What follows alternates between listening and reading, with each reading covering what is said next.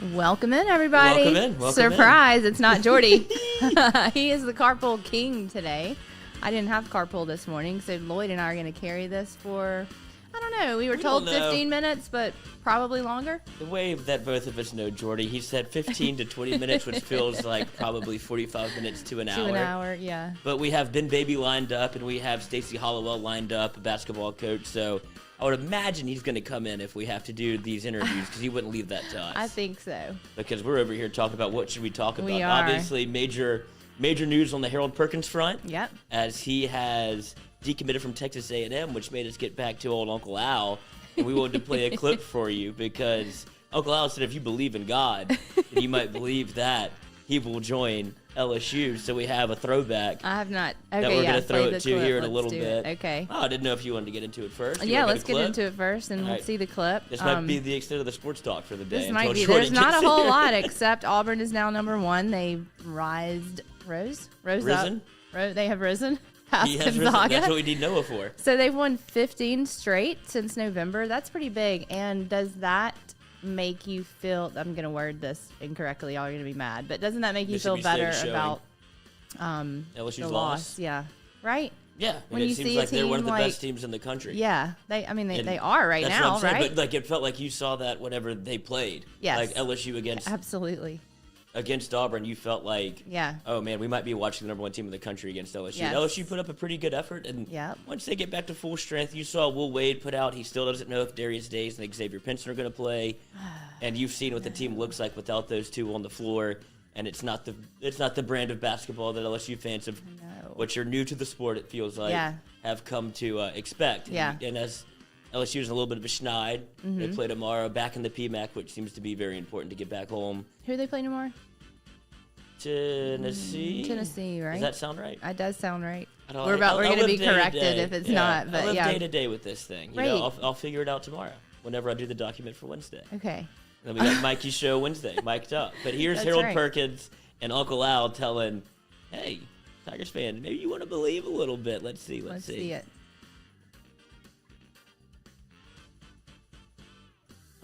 Oh. Wait, is that the mom? Buffering. All right, okay, we'll go back. I'll watch that play. Was that the mom in the orange shirt who called us? I'm going to tell you. There it is. I don't know, dude. I don't know. I don't know which one she was. We might need to stray away from the mother because didn't we disconnect the phone? We did. Okay. We did. Yeah, we do need to stray away from the mother. She was not happy. Well, let me refresh. Wait, this. they just played Tennessee, Lloyd. Oh, who do they play Wednesday? What you are let we me know, dude. About? Who do they play Wednesday? A&M. A&M? Oh, they can win that game. Buzz yeah. Williams, though. Watch out. Right? I haven't even watched A&M play. Are they good I don't know. this year? I'm not really sure. Here we go. Absolutely. You have faith? Yes, sir. Eat the faith. Amen. Oh, Amen. I love that. Thank you, man. Amen. Pastor Kev. Amen. Uncle Kev. You heard me. You heard me. I'm going to tell y'all this. So that's our best bet for Harold Perkins coming to LSU is Uncle Kev. We thought we were talking to Uncle Al. We were talking to Uncle Kev. The Harold Perkins saga continues for LSU football, but the fact that he's decommitting and has a visit with LSU last on the docket seems like LSU might have some hay in the barn here, and it looks like we're talking Uncle Al, Uncle Kev. But Florida might be too, Uncle Frank right? making a move. mean, Yes. there's been some Florida talk, and that was going on earlier when Uncle Al was on too, right? Florida was always in the running. They're playing the field. They're doing it the right way. Yeah, for sure. But why did he decommit from A&M? Do we know, like, the reasons? I mean, I know they're not out of money. Why do you do that? Why do you commit and then decommit that quickly? Some of these, like the high school kids, they play the game. Like they'll be able to commit, decommit. They don't really mean anything by it, but they want to stay in the news and stay relevant. So this is how you kind of keep your name in the cycle. But Harold Perkins is too good to kind of actually be playing like this. That's kind of what I thought too. LSU needs the help, and so that's why he's still on the radar for LSU. Usually LSU doesn't really get caught up in these games. You saw Zach Evans 2 years ago, who kind of strung LSU along, ended up at TCU. Now he hit the portal and he's at Ole Miss. And so there's recruits every cycle that kind of dominate the recruiting headlines, and it seems like Harold Perkins is doing this all the way to like signing day. Yeah. Which is rare because with the new NIL deals and you can sign early, it's usually like the 5 stars like this. He's the #1 linebacker in the country. Like, so usually the people like this, you commit like at an Under Armour All-American game like he did. Right. And then it's over. But here we are back in the fold. So I don't know if maybe our guy, Mr. McKernan, dropped another bag, Maybe which would be excellent. He's going to have a hell of a running team. Jeez. Just a fleet of cars out there. I don't know what runners do for lawyers, but he's going to have Kayshawn in a Hellcat, Harold Perkins in a Hellcat, running around, running amok in Baton Rouge, which would be excellent. I know. So get these kids jobs. Speaking of these kids and like the 8th graders that have been offered, can they play that game too? Like, can they in 8th grade? Like, as they get older and they're going through high school, like, can they start committing and decommitting? Like, absolutely. Really? Oh, but you can commit and you can get offered. I think the chat will help us out, but I think there's like a line of when you can offer somebody like an age limit kind of. But I mean, LSU offered. You know, the Dylan Moses story. LSU offered an 8th grader, and he was on the cover of ESPN the magazine. So you can collect offers. Okay. But I think you have to wait like a certain amount of time to commit. Maybe I'm not sure. Okay. But can these kids? Isn't it true that they can opt out of their senior year of high school, or is that like becoming a possibility? You can reclassify, as you saw with Marvell Allen for LSU basketball. That's a 5-star, but he's a junior right now. But you can it happens more often in basketball than it does in football. Okay. Where you can reclassify and become a senior if you get all your school, like your core credits taken care of. You saw it with Ewers, the quarterback from Texas, because he wanted an NIL deal at Ohio State. So he graduated early from Texas, went to Ohio State. Ohio State has Caleb Stroud, who was in the Heisman running. Yeah. And so he leaves Ohio State again and goes back to Texas to be able to. So I don't know what his NIL deal is going to work out with Ohio State. Like, all this is a mess. It really is. When you're dealing with 18-year-old kids that are like, oh, I want $1 million. Me too. You cannot keep up with it. But we will see how that, like, you'll see the Quinn Ewers saga. He's probably one of the first you'll see play out in front of you. Where it's like, I thought you had a contract with Ohio State. Turns out, I don't know how that money's going to work, but we'll see. And then Harold Perkins will probably stay up until right up until signing day. But if you trust Uncle Al, Uncle Kev, and I don't know if I trust Uncle Al. Yeah, no, but he's gonna have to sign somewhere. He's gonna have to be on a team. He does have to. And if you're an LSU fan or just LSU in general, having him come in this late in the process is a good thing. You want to be the last one that they see. You want to be the last one in the door. I think it's like you said, Florida and LSU are the last two to talk to him. So I'd imagine you see Billy Napier doing work again on somebody that like. Harold Perkins has Louisiana ties, so they're both playing the same game. Right. But this is why you have Frank Wilson. This is why you bring in Cortez Hankton. You just try to lock down as much of New Orleans as you can because they are loaded with talent. God, so they are. I can't wait to get Jordy's thoughts on Harold Perkins and Uncle Al and Uncle Kev. And we reached out to Eli Apple's mom to try to get her on the show after everything that he did, and he was just going at people. It's risky getting a mom on here, as we learned. We've had big mom and dad show. We have had a lot of mom and dad. We had Jimmy Chase on Sunday, Jimmy Burrow on Monday, and then we've also had Efton Reed's mother on here, Mama Bear, and then Harold Perkins' mother called today. Yeah, message. We just didn't have her on. Wanted to cancel the show. So we had a big family show. I know. And like I said, for the 8 o'clock hour, we'll have Ben Baby to talk more Bengals because it seems like that's who we've hitched our wagon to. If you're an LSU fan, Clearly. you got obviously Joe Burrow, Jamar Chase. So what other team would you root for? I know. So we're going to get a little perspective from what's going on in Cincy and how much they get to enjoy the Joe Burrow show as reports are coming out that he's just a stone cold killer and everybody's starting to learn things that we already knew. Speaking of Burrow, you want to play that clip about the football stadiums? Which one? You want to talk about that one that you put in the doc, Josh Pate? Oh, yes. Actually, I do, because Josh Pate, this man is just yearning for college football. He misses it so much. It's where his lifeblood is, and we love Pate. He's been a great guest of the show. Put a call into him to see if we can get him on today, but he has posted a video on Twitter. He's just scrolling through his phone, just looking back on old memories, and here he is playing just a video of when he went to, I think, 2018 LSU Alabama, which was a raucous environment, but before LSU was LSU. It was the preemptive moment before Joe Burrow became Joe Burrow, because LSU got wiped by Alabama, couldn't do anything offensively, and it spurned the change for offense and got Joe Brady in the building. Because of this game, they tried to do the old way, and they couldn't, and here's Josh Pate's video.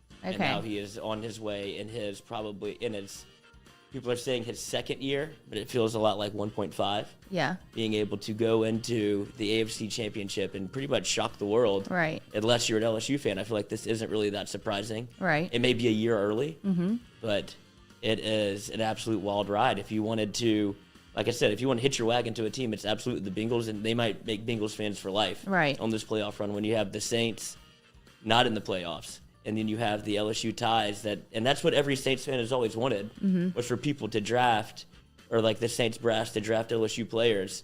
And everybody in the world is doing it except for the Saints. And now you have the Bengals with probably two of the preeminent LSU players that you could put out in a year in 2019 that have the fan base just bought the balls. Right. Like, you would follow them anywhere they go, especially Joe Burrow.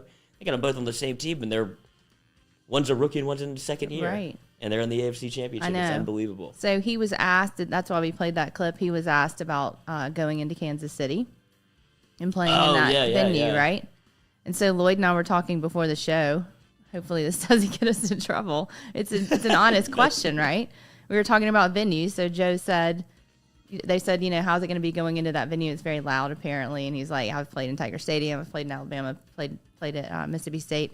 And Lloyd and I were talking, and as I watched the game the other night too, I was questioning it. How are they allowed to still do the tomahawk shot cut or whatever that is, and the chant, right? I mean, Lloyd's it's like a moneymaker. I don't know. And it is because everything is. Well, I mean, I'm curious, and for y'all in the bunker, I'm curious what you think too, because everything is canceled. So I mean, now we're the Washington football team, and I'm not saying anything either way about it. I'm just wondering, how are some things okay and some things are not? Yeah, the Cleveland Indians is the baseball team. They're changing Chief Wahoo. They're going to change their logo. Right. And then you have the Chiefs still chiefing, and you have Florida State, who apparently has the permission of the Seminoles to do what they do. But I mean, because that's a real, Seminoles is the name of a tribe. Washington Redskins was not. That was like a nickname, right? Yeah. That. Yeah. So that was. But I guess the Chiefs are fair until they're bad. Then you'll be able to cancel them at that point. You'll change this is all a progressive scale of whoever gets bothered enough. Right. And then they'll change it. And but then somebody's nobody will got to really be care. bothered. But then you got to cancel Florida State, Kansas City. Yeah, it's just how much Braves, rebranding can we do? Right. Is that it? Are those the three main teams that do that still? I think so. Did Washington do that when they were the Washington Redskins? What? Did they do the tomahawk thing? I don't think so. Okay. They dressed up like pigs. They would do the pig nose. I don't know why. Why? But that's where their fan base landed. Why a pig? I don't know. But that was the thing. Okay. So, yeah, that's kind of curious. I just wonder how that's going to go. Because if I questioned it sitting there watching you could be the one that starts the conversation, Katie. Maybe it'll be on ESPN. I seriously later doubt today. I'm the one that starts the conversation on that. It's definitely been started before. I'm just curious why. Look, you got the bunker. There you go, Katie. You got the bunker absolutely hopping. We'll go viral today. Nah. I mean, nobody's mad about it. Nobody's mad that Brian said they tried to make the Braves cancel, but that didn't work. So.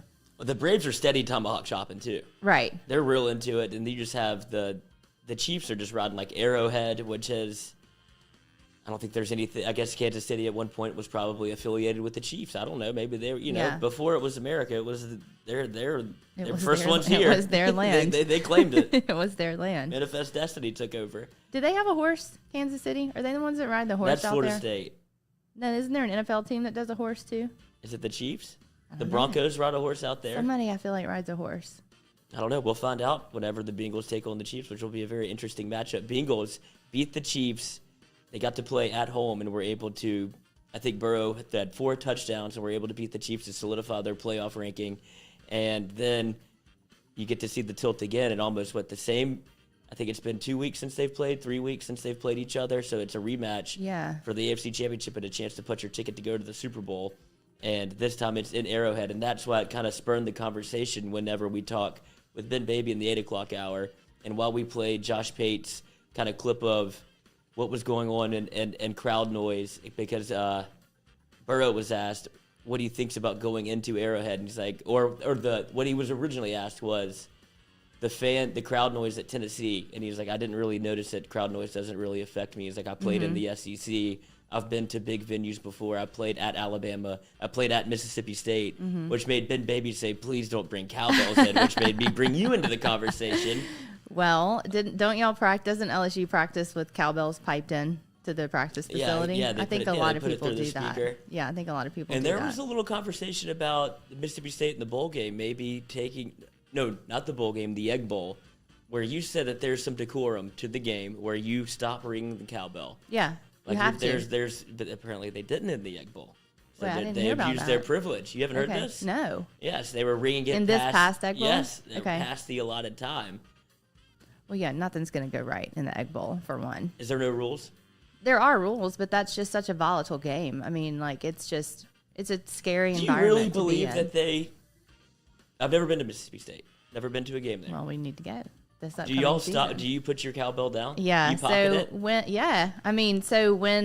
we started getting fined for it, I mean, for years and years, nobody cared, and then people cared, and No, you got too good. so we started getting fined, and then the boosters were just paying the fines at the end of each game, so it didn't matter.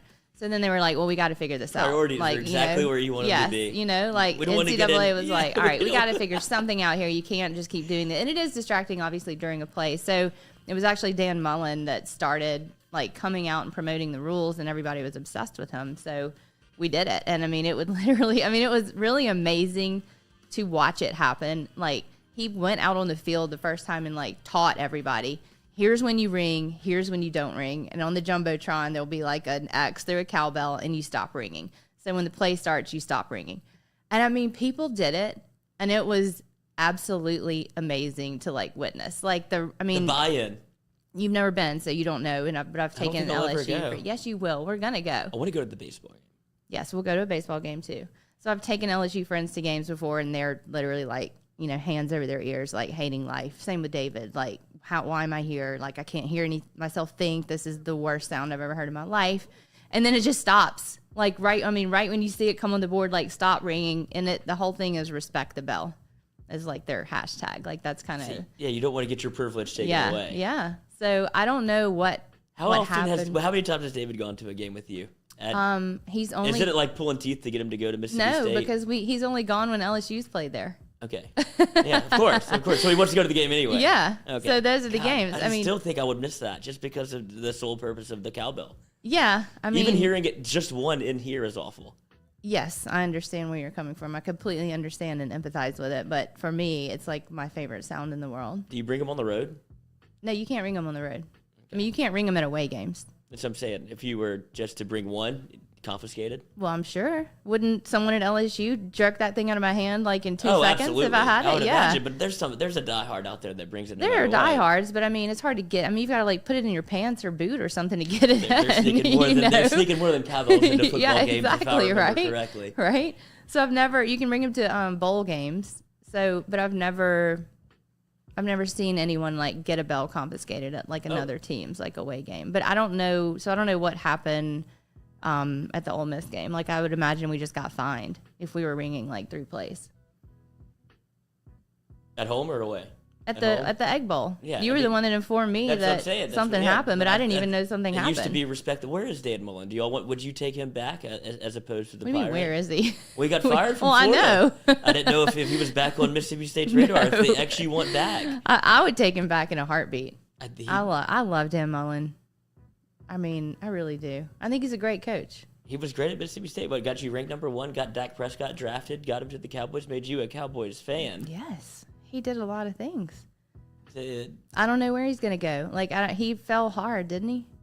think so. That's what I'm wondering. I'm wondering if he's just like out and about. There's no way he sits out a year. You'll probably see him Alabama. No. I can see him going to coaching career rehab, dude. You think so? Yeah, I absolutely. mean, but That's he the was a stop. great coach at Florida until he wasn't. I don't know what happened. I don't know what happened either. LSU kind of broke his back. I mean, they really did. Shocking. That really was like kind of his downfall, wasn't it? That Yeah. was like when it started. The LSU game? I would think so, yeah, because they were, I mean, the chat will know before I'll know. They were probably a top 10, top 12 team in the country before Yeah. they played LSU. Yeah. LSU goes No, it was at home. It was Yeah, it was at home. Yeah, because I remember like finding Dan on the field and videoing. I think I posted like a heartbreaking video of him down there. He has to feel silly in his Jordans. Oh, and if you want to talk LSU coaching, hold on. Georgia, I know we're bouncing around a lot here. We don't know what we're doing, dude. We're just trying to have a good time. I want to hit on two things. One of which I'm going to go with Kirby Smart. Did you see this? No. They're stealing LSU's podium. What do you mean? They did do you not remember Brian Kelly on the podium dancing with Walker Howard? Now they have their own stand, and they did it with a recruit. So you got why? Why not? Why does everybody have to copy? I don't know. Everybody has to copy. Do we have a clip of it? I do. I'm trying to find it. I labeled all these things weird. They were talking about Dan Mullen still. His wife isn't going to take a year off of making out with players. That's what that's one of the most bizarre. Did she do that at Mississippi State? No. Not that I ever saw. And if she did, it was never put out there like it was with these Florida players. I mean, I feel like there was like another picture every week of her mouth kissing a football player. It became a tradition. Yeah. And I don't know why. Because no one knows why. I don't even think the players, I don't want a lip kiss from my coach's mom. They looked very happy as it was happening. Well, I'm sure they're talking to the locker room a good deal about who's going to be the first one. Yeah. Like if Dan Mullen's out of here, who's going to text her next? Oh my God. Because it's too much contact. Yeah, it's weird. That was really weird. I don't know why that happened. Maybe that was part of the fall of Dan. Probably I don't know. So. I can't find the video. But what was the clip we were looking for again? It was, let me see if I just got it. Maybe I didn't put it in here. But it was Kirby Smart. Oh, the Kirby Smart Dan. Oh, yeah, it's on here, right? Oh, here it is. Here it is. Okay. So Kirby Smart and Georgia, after coming off a national championship, here they are just taking what LSU does. Like LSU is on the forefront of a lot of things when it comes to like social media. They're very good about this. They kind of drop the ball in NIL. But when it comes to like the branding and the marketing team, excellent. And so Georgia has decided to run with the same small podium for some reason. Like we could make this thing a little bigger. But here they are spinning around. You got Kirby looking like he is absolutely tanked on this podium. He probably is. I mean, I wouldn't get up here if I didn't have to be. But here we are. This is recruiting. So goofy. In the battle of two old white men for college scholarships, we have Kirby Smart just not dancing, just smiling, just looking like an absolute Marvel villain. He really does. In his plaid jacket, spinning around, having the time of his life, it seems, or just really looks confused, to be honest. That shot of his face, he does look unbelievable. So confused. He is just, all right, I'll get up here. What do y'all want me to do? So has nobody else done, like, was LSU the first? LSU was the first that I've seen to do the podium. Like this video kind of thing. And now here we are with Georgia doing the same thing. And it's just, you're putting your coaches in an awful spot. But I think Brian Kelly, when you see this one come out, Brian Kelly kind of dominated it. Well, yeah, he did. Because he was out there this is menacing what you see from Kirby Smart. Like he's having a good time, but he knows that this isn't going to go well. Like this is going to be on the internet in about 30 seconds. Any coach has to know that's not going to go well. And there they are, just out there living and breathing, just being told what to do. And they're like, all right, I'll do that. Then they watch it like, what the I'm not on, like they're not on Twitter, dude. Whoever runs their Twitter is just like, BK, you're on Twitter. Exactly. People are dogging you. He's like, well, I'll do it again. Exactly. And then Georgia thought it went well enough that they did it themselves. So who's the player in the Georgia video? No clue. I don't know who that Probably is either. Probably a 5-star. Yeah, that was really awkward. Yeah, that's how you got to do which one was more awkward? BK's or I think Kirby's? Now that Kirby's has come out, it makes BK's less awkward because he would kind of own the moment a little bit. He at least tried to have some fun. Yeah. So I would say that just him, I mean, Kirby up there. No. Just look at with the menacing smile makes it worse. Yeah, than, I he guess, looks bad kind of white guy. molesterish. Yeah, and you just got BK doing like the white guy wedding dance. He just kind of, I'll sneak out on the dance floor. One too many gin and tonics. Here I am. Poor thing.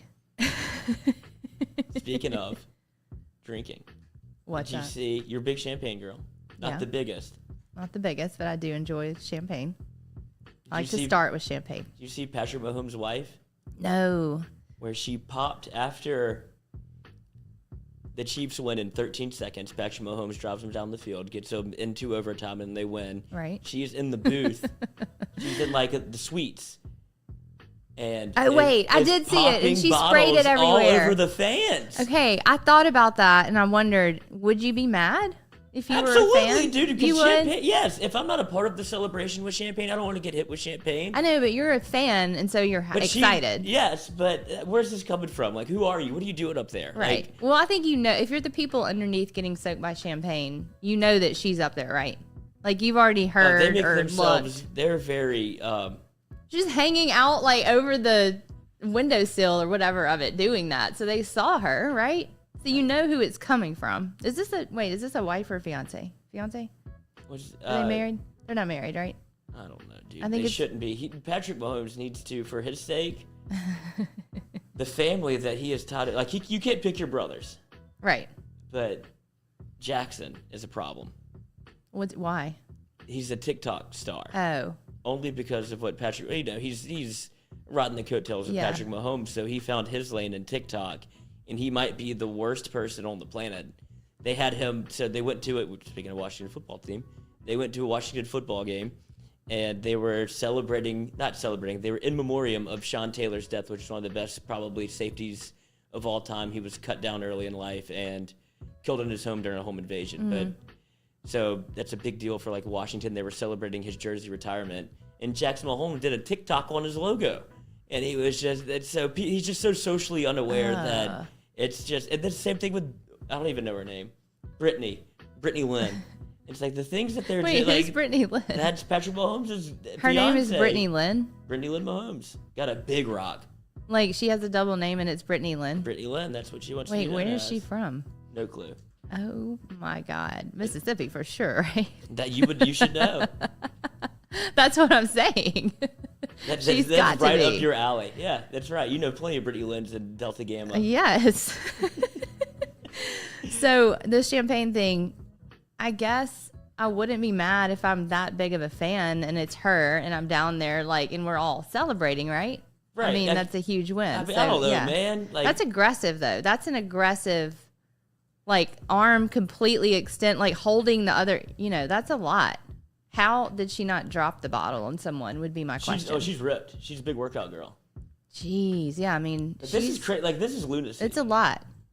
But no one seems angry, right? No. I mean, they seem into it. Celebrating a huge win, but I'm just saying. I guess that I think my it anger would be. It could go both ways because I think if I were angry, it would be it's cold and you're now I'm wetting sticky, me. and I didn't mean to be sticky. Right. I didn't want to be sticky at all today. Yeah. Or else I would Or brought that. champagne into the building.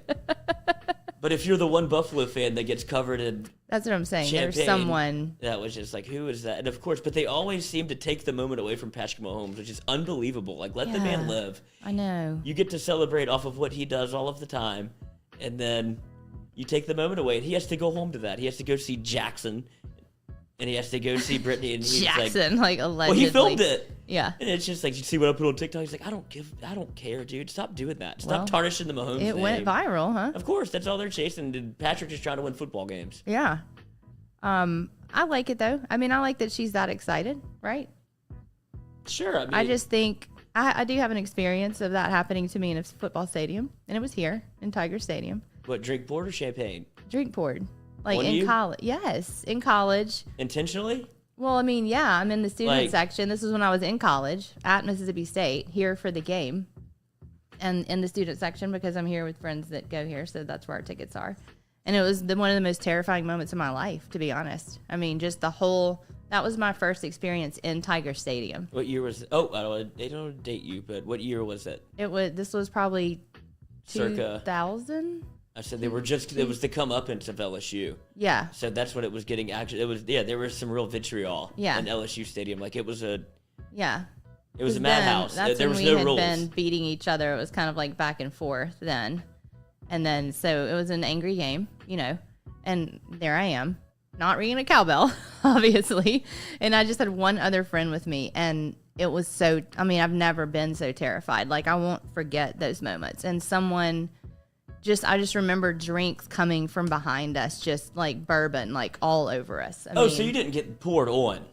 well, I mean, it was aimed at us. I was thinking, if you do that, that's no one came up costly. and just dumped a cup, but they're throwing it from behind. I mean, so we're getting hit. You know, we're like, we got to get out of here. Like, we can't continue. And my friend that went to LSU was, apologizing, like, nothing I can do. I can't help you. Yeah, I mean, you went to the Lions. Yeah, that's exactly what you should expect because I love LSU football, but in the early 2000s, there were no rules. Like, there were people throwing drinks in the air. It looked a little bit like Ole Miss baseball. Yes. Like, if there was a touchdown scored or a massive play, full cups in the air. Oh, yeah.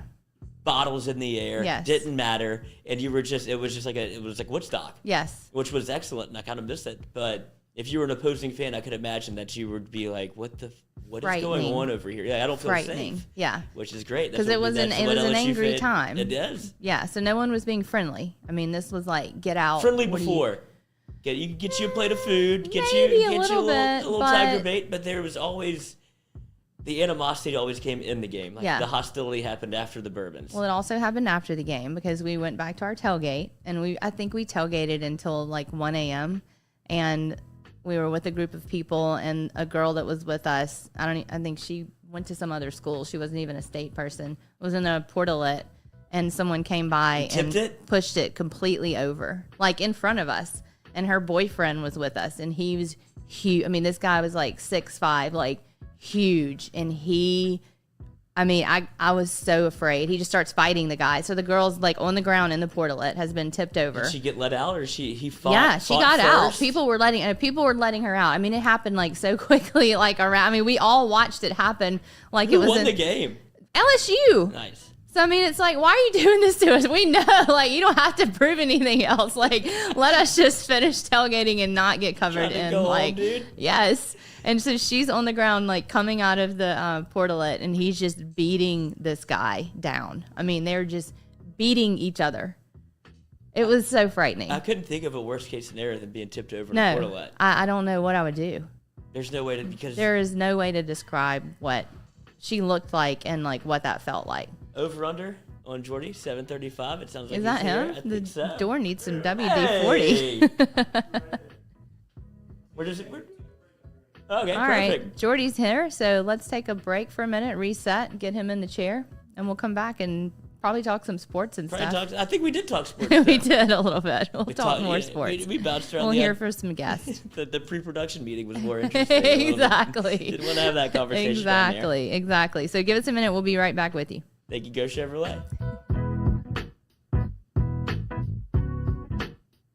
Go Chevrolet is proud to announce Go Express Auto Sales, the new used car lot located in the capital city of Baton Rouge, Louisiana, at 11522 Florida Boulevard. Go Express Auto Sales is online at goexpressautosales.com, or you can search them on Facebook and social media at Go Express Auto Sales, the newest addition to the family of Go Chevrolet. Remember, Go Chevrolet is located down in Laplace, Louisiana, but now welcoming aboard Go Express, the new used car lot located in Baton Rouge, Louisiana at 11522 Florida Boulevard. True Blue Water, true hydration at its finest. Right now, you're only a few minutes away from getting your 5-gallon water delivered to you, just like we are over here at the UDL. All you got to do is log on to truebluewater.com. That's TRU bluewater.com. The website's fantastic over at truebluewater.com. You can get your service and find out how quick it is. You can schedule a delivery, even hop on the billing system right there at truebluewater.com. TRU bluewater.com.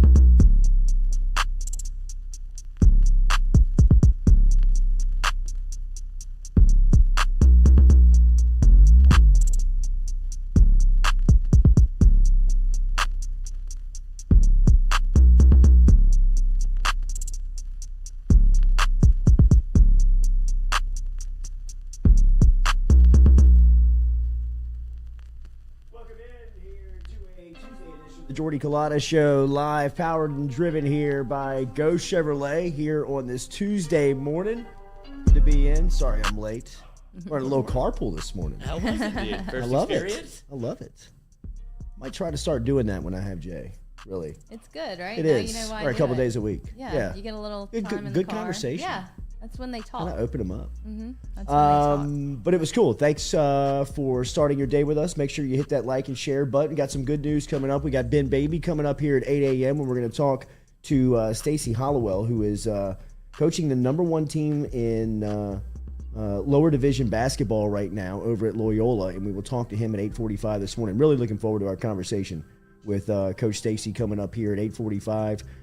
Before we get into everything, make sure and hit that like and share button, as we say here on this Tuesday morning. That helps us out very much, and we appreciate that with you being here. Let's start with some Harold Perkins stuff. As yes, we got some information yesterday that LSU is feeling as confident as they ever have in sitting in the Perkins situation. Here's what I was told by a very high source within LSU football is that they have heard that Perkins is coming to LSU by everybody around Harold but Harold. And that means a lot, obviously, Harold's playing the game. to some of the recruiters. He is, but time is running out. But is on the everybody game. around Harold Uncle Kevin and his mom? I think at times they Yeah. absolutely were, right? I mean, they were definitely playing the game for a lot of this recruiting. But the game has changed with NIL. Oh yeah. Right? I mean, like, the NIL stuff has made the game so legal. You know what I mean? People are almost kind of like looking around like, are we good? You know what I mean? We're talking a lot of money here openly at a table of a restaurant. I mean, are we good here? It's weird. So he has decommitted from Texas A&M, Harold Perkins. I think everybody knows that that's watching this show. LSU has been in contact with the family. LSU is obviously the favorite of the family. Like, it's very much where they are pushing LSU very hard on Harold and trying to give LSU a chance. I will tell you that LSU has had some visits set up and they've been stood up. And if you've heard Frank Wilson on this show, and if you know Frank Wilson as a recruiter, Frank Wilson don't play that. You know what I mean? Like, it doesn't matter if it's Leonard Fournette, Harold Perkins, Malachi Dupree, or Trevante Citizen. If you start kind of toying with him and kind of playing with him, I mean, takes his stuff very serious. He's very organized. He is very scheduled. He's very task oriented.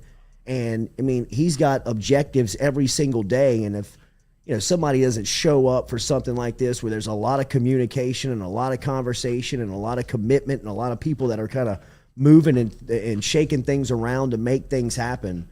So at times this relationship has been a little, not volatile, but What are we doing here? yeah, like How long he's we like, get? look, man, I mean, you could go to, if you're going to Texas A&M, just go to Texas A&M. It's all good. I mean, LSU, Frank Wilson and his crew have recruited high-level players. They get it. They understand that there's a little bit that comes along with it, but don't play with me. Don't string us along. Yeah, right. I mean, just tell us what's up. I don't know. I have a Florida feeling. LSU, no chance.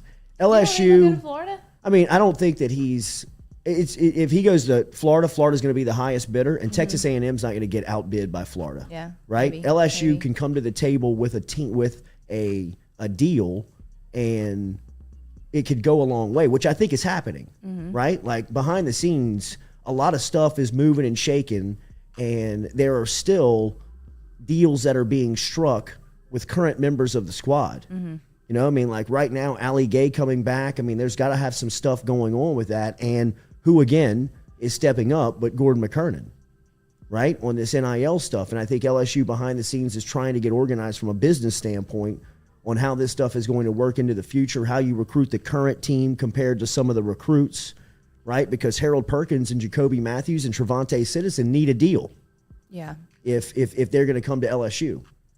And LSU knows that.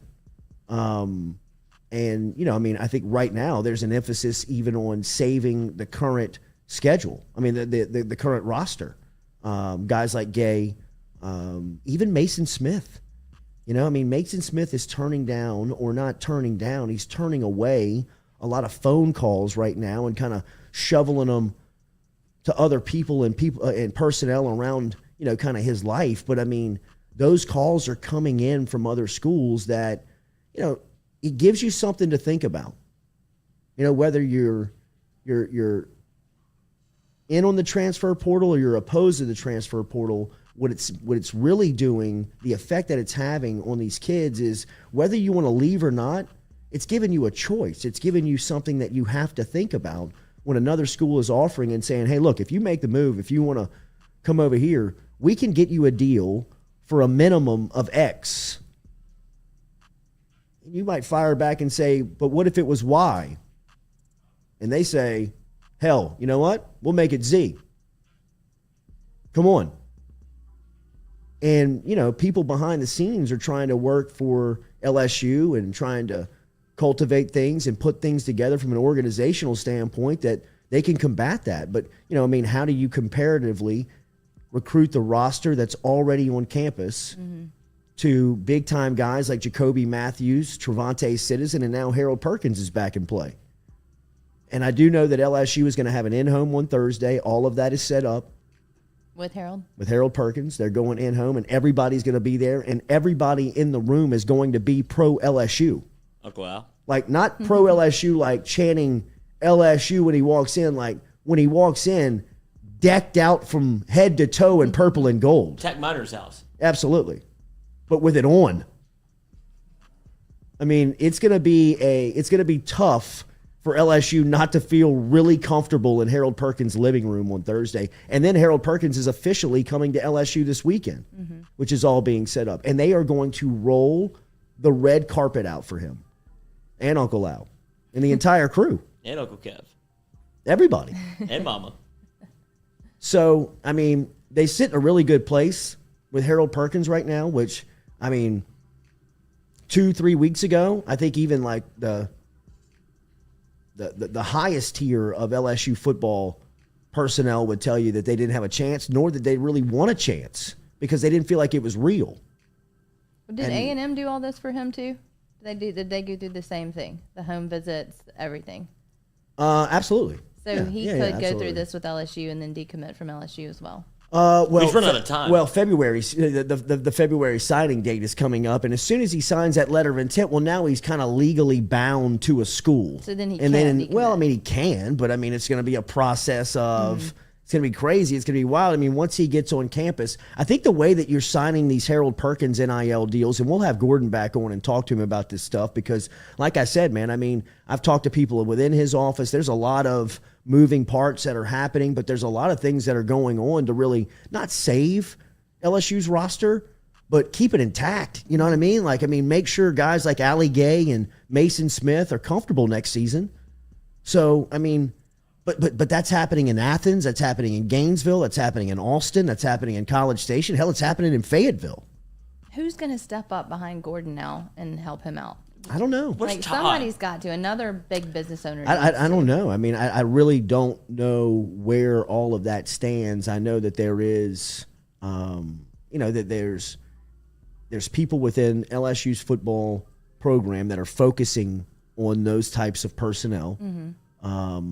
There's also, a group of business people that are trying to find the the legal way to run this stuff. I mean, and I think that there are examples that they can look at. I mean, Texas A&M, I think, is probably the most obvious for sure to look at. But not a lot of people have. Not a lot of people. Nobody really has the commitment level, the passion, and the pockets that Texas A&M has. I mean, a lot of people can compete in 2 out of the 3, but not a lot of people can compete in 3 out of the 3. There's not a fan base that's more passionate than LSU. But this fan base doesn't have as deep a pockets in numbers as Texas A&M does. But there are several more people who can cut a $200,000 check pretty easily here in Baton Rouge, right? Oh, sure. Yeah. I think so. But do they passionately love LSU? I mean, that's got to, that's right? the question. I don't know. I mean, I don't know. Yes. You would think so. There are other Gordons around. If there's people like you and I that are doing this show, that we're kind of talking about, we're mainly talking about LSU.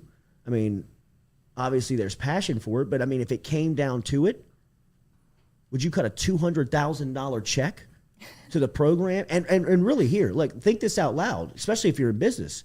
You're really not going to get it back. Right. You know what I mean? Like, the return on the investment is almost just a donation to LSU football to try and keep the roster in place. Well, the return is you're a hero. Put the roster. Yeah, I mean, like, right? Gordon's a hero. Yeah, but some of these business people, and Gordon is, but think about the way that Gordon advertises. Yeah. Right? Like, he wants you to believe that.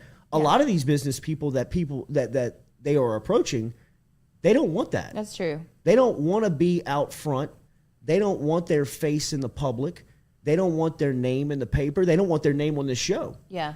But they would like to help LSU. Right. And they are trying to find, I guess, either the best way to formulate that, the best way to organize that. And when you put those types of people, a lot of A-level personalities in one room, to organize one business deal. Yeah. I mean, that's bless you over got to there, be buddy. tough. Okay. You look so shocked. Yeah. I don't think I've ever sneezed that on the it show happened. before. I don't think you have either. You look so shocked. What was the Quincy Jones song that they sang? "We Are the World," where they brought like all of the, like they had every single like A-list celebrity, A-list celebrity in one studio. Like that's what you're really kind of trying to. Try to sing "We Are the World" with the Louisiana business people, and sit down and say, how do we cultivate the finest NIL deal to save Louisiana athletes or big time recruits? I mean, that's ultimately what Texas A&M did. It is what they did. So somebody here can figure it out too, because the money's here. I don't think the money like Texas A&M is here, but there is money around passionate LSU fans that would step up if you allowed them to have access to the.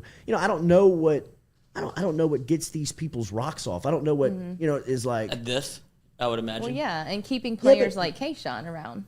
Probably showing up to the birthday party with Kayshawn. Yes. Like showing up to the kids' birthday party with Kayshawn probably goes a million miles for these types of guys, personalities. But if you're LSU or if you're LSU football, essentially is what the first one I would ask. Like, once you get in the NIL game, you're in the NIL game. Like now every recruit that you talk to or every guy that you want to stay on campus is expecting some sort of monetary investment in them, or else they'll go elsewhere. Like, once you stepped foot and got Keyshawn Butte to remain at LSU, now there's guys that say, I see myself on equal footing with them, or I see myself probably, I can get paid then. Like they start looking around and going, okay, if they got money for Keyshawn, then they got money for me. But like, there's teams that were probably a little hesitant to get in, and it seemed like LSU was. But now that they're in the game, these you got to pay BJ Ojulari, you got to pay an Ali Gay, like you got to pay a Harold Perkins. Like, now that you're in the game, we're in the muck. Yeah, no doubt, no. The plane is in the air. Yes, you know what I mean. Like we're flying now. Like you're up in the air. And Harold Perkins might be the pilot. Right.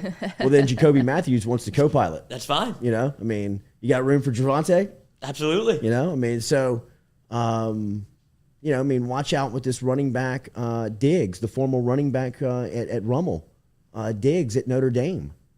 There's a lot of speculation, a lot of smoke that he's like thinking about jumping into the portal. That's another South Louisiana kid from New Orleans who I have heard in the short term that Cortez Hankton and Frank Wilson are a problem in New Orleans. But That's Frank Wilson, Hankton has cleared the Wilson, clearance. He's a dog. He passed the G. I mean, he's going to be a problem. Yeah. You get the leather duster. You can trust him. Yeah. Fuck yes. So good things happening with Harold Perkins this weekend. But I mean, a lot of the stuff that we've talked about with LSU in the NIL space, stuff is obviously happening, right? I mean, deals are being struck. And right now, Gordon is behind all of them, it feels like. I mean, You know, I mean, I know that there's conversations with his office with Mason Smith and Ali Gay and Keyshawn Butte and some of the guys, Miles Frazier, who came in from the transfer portal in the offseason. So, I mean, they are doing work, man. They are making moves. Kyron Lacey, the wide receiver from Lafayette. Do something. I have the things ordered. Yeah. They'll be here tomorrow. So remember, daily, we are brought to you here by Go Chevrolet, driven and powered, as we said, every single day. Stop in and see them at Go Express Auto Sales over there on Florida Boulevard near Sherwood Forest. And Go Chevrolet is located, brand new car lot, out in LaPlace, Louisiana. And the brand has grown up into Tennessee. Online at GEAUXChevrolet.com, GEAUXChevrolet.com. Wouldn't you say this is why Brian Kelly probably left Notre Dame? When you see LSU be this invested in name, image, and likeness and being able to recruit players the way that they have. Boy, I think this has kind of happened like while he's been here. Yeah, I mean, like think about it. I mean, when he got down here, we were talking to Keyshawn for 3 straight Sundays and asked him, how many times have you talked to Brian Kelly? And he hadn't talked to him yet. Mm-hmm. I mean, while he was on the job, he had yet to establish communication with his best player. I'm not saying that that's right, wrong, or indifferent. I'm just saying those are the facts, and that's where it was. And since Gordon has kind of stepped in with this NIL stuff, Keyshawn's a lot happier, it seems like. Well, I bet. You know, I mean, yeah, sure. But, I mean, it's all kind of developed while Kelly has been in Baton Rouge. I don't think that he looked down here and said, oh, wow, they're a couple of steps ahead on NIL. I can get down there and recruit towards that. Because by what I've been told is that Kelly really at Notre Dame was pushing that. Like he was like pushing a lot of like unit type deals, like group type deals. Yeah, that's where the Notre Dame way. Trying to get an offensive line type group, deal. Yeah, defensive line type group paid where you can go promise them X amount of dollars for, you know, every commitment and signee that you get. And I think the way, I don't know if I mentioned this, the way that you, I think I started the thought but never finished it. When you approach Harold Perkins with an NIL deal, you make him commit to LSU for 3 years. Like, you can't have this thing where every single year you're renegotiating with a guy like this. Like, hey, you want all of this money? This is what you want? Well, then you need to stay here 3 years. And if you don't, you forfeit this amount. You'll even have to maybe repay this amount. I mean, it is business. It is contracts. It is accountability. You know what I mean? Like, this is not, hey, let me save the LSU wide receiver from going to Alabama and just chunk him $150K, you know, or whatever the deal is. That was a one-off. That was an alleged one-off scenario, right? Because you couldn't, you know, what, pigs get fat, hogs get slaughtered. That's what Alabama kind of ran into whenever they went after Keyshawn and Eli Ricks in the same week, essentially. But if you have to do it that way, where it's like, all right, it's a 3-year flat fee. This is what we're doing. If you're a Butkus Award winner, if you're, Nagurski, whatever. Like, if you start playing to where you're a freshman All-American, sophomore All-American, they're going to go back to the table and want to renegotiate, right? Sure, and I think that you leave that contract language open for that. If you just can't leave. It's a performance-based contract. Right. I mean, you just build it as a performance-based contract Incentives. to a guy like Jacoby Matthews, Trevante Citizen, Harold Perkins. Like, look, here's a 3-year deal. If you do this in year 1, we'll sit back down next summer and you can possibly get X. If you do this in your sophomore season, by the time you're Keyshawn's age, you could be making that type of money, but we're not giving you immediately Keyshawn's contract right now. And you're visiting Florida. It's just not going to happen. You know what I mean? Like, I can get this at Texas A&M. Well, then go figure it out there. And if you want to transfer next season, give us a call and this same deal will be on the table. And if you shell out over there, then we'll build the numbers on what you perform on, right? Like, I mean, Keyshawn deserves the biggest contract at LSU because he's the best player at LSU, right? Like Mason Smith, you got to pay that guy. You don't want to block him. You don't want Dare Rosenthal circumstance. You know what I mean? Where, I mean, you're at Kentucky, and every first down that Kentucky gets, Dare Rosenthal staring at the sideline, pointing the first down. I mean, that had to just be like eating Scott Woodward in the personnel department up. Like, this can't happen. Well, your offensive line is getting absolutely brutalized, mauled. And he played at LSU. That was a guy that was on the team about a week ago. He's all SEC.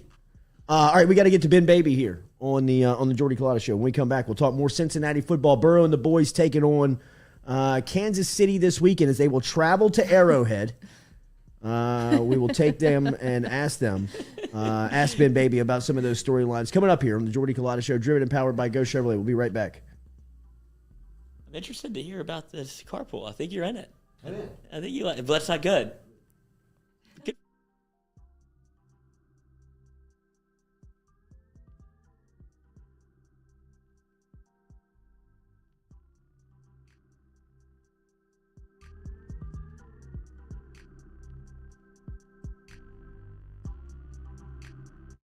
A-Bears Special. Gearing up for spring and summer down here in South Louisiana, and you want to keep your lawn maintained during these sunny seasons, get in touch with our friend Blake Abear over at Abear's Lawn Maintenance, where he says, you grow it, I mow it. 225-485-8022. 225-485-8022 is where you can find Abear's Lawn and Maintenance, the official lawn and maintenance company of the undisclosed location. Do you have questions about your finances? Are you looking for recommendations from a skilled financial advisor? Get in touch with our friend Daniel Newman over at Edward Jones. You can find him easily by logging online and shooting him an email at daniel.newman@edwardjones.com. That is daniel.newman@edwardjones.com. Whether it is help with your 401k or just fiscal advice heading into the new season, get in touch with Daniel today. Best way to do it? Email him, daniel.newman@edwardjones.com. He's our experienced financial advisor. Let him be yours, daniel.newman@edwardjones.com.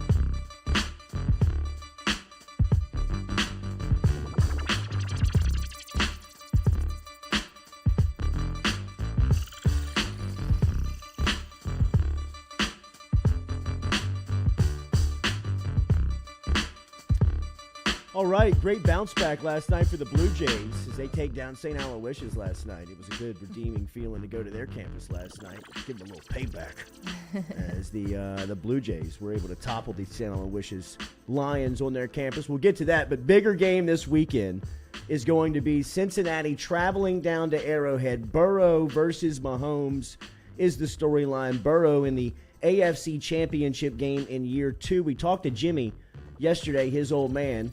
And we also talked to Jimmy Chase on Sunday night. So we've gotten some frontline points of views of Jamar and Joe. Now we get a Cincinnati perspective from our guy, Ben Baby, who is very popular down here in South Louisiana. Every time we have him on, the numbers go berserk, as it has almost become a Cincinnati Bengals core fan base. Coach Burrow and I were talking about that yesterday, Ben. I know that you and I have talked about it. Good morning. Thank you for joining us. Yeah, for sure. Hey, yeah, how y'all doing this morning? Doing okay, man. Doing okay. It is crazy to be sitting here talking to you as we discuss the Cincinnati Bengals going in to the AFC Championship. As we talked a couple of weeks back, they were looking for their first playoff win in 31 years. I guess I'll ask you the same question that we led off the interview with the past couple of weeks. What is it like right now? I mean, life has got to be crazy in Cincinnati and as a Bengals fan. Yeah, I think that, at first, when we first talked at the beginning of this playoff run, there was a hope that maybe we can end this curse and finally get some playoff wins here among the city. And then you definitely sense a difference in the fans now. To be one game away from the Super Bowl was just really incredible for this team. And I think the fan base and the franchise really senses what's at hand here. I mean, this feeling isn't necessarily new for some folks because they have played for a Super Bowl. The most recently, though, was in 1988. The Bengals are 2-0 in conference championship games, so they're looking to go 3-0 with the win over Kansas City. But yeah, I asked Logan Wilson, their starting middle linebacker, does it feel surreal that y'all are one win away from being in the Super Bowl? And he goes, it's very surreal. And the thing is and I asked him, I said, did you really think that y'all could be playing for a Super Bowl back during training camp? And he didn't really want to say no, but you could get a sense that, it seemed like that would be somewhat of a long shot. I think anybody would have told you that. I think the odds makers who are holding some betting slips against them for the Bengals to make a Super Bowl back in July are praying they don't have to cash those because those are going to be that's going to be a hefty payout if they've got to pay. Yeah, they're making a lot of calls asking for insurance over the weekend to those people that bet that Bengals future for sure. Hey. This might be a stupid question because the Bengals beat the Chiefs in Week 17, 34-31 at their place, but is this the best matchup between Buffalo and KC? I mean, do you believe that Cincinnati was probably hoping for KC? Or, I mean, they didn't want to go to that weather in Buffalo, right? I know sports writers should not want to go in that weather in Buffalo. Sure. I will tell you that much. Sheesh.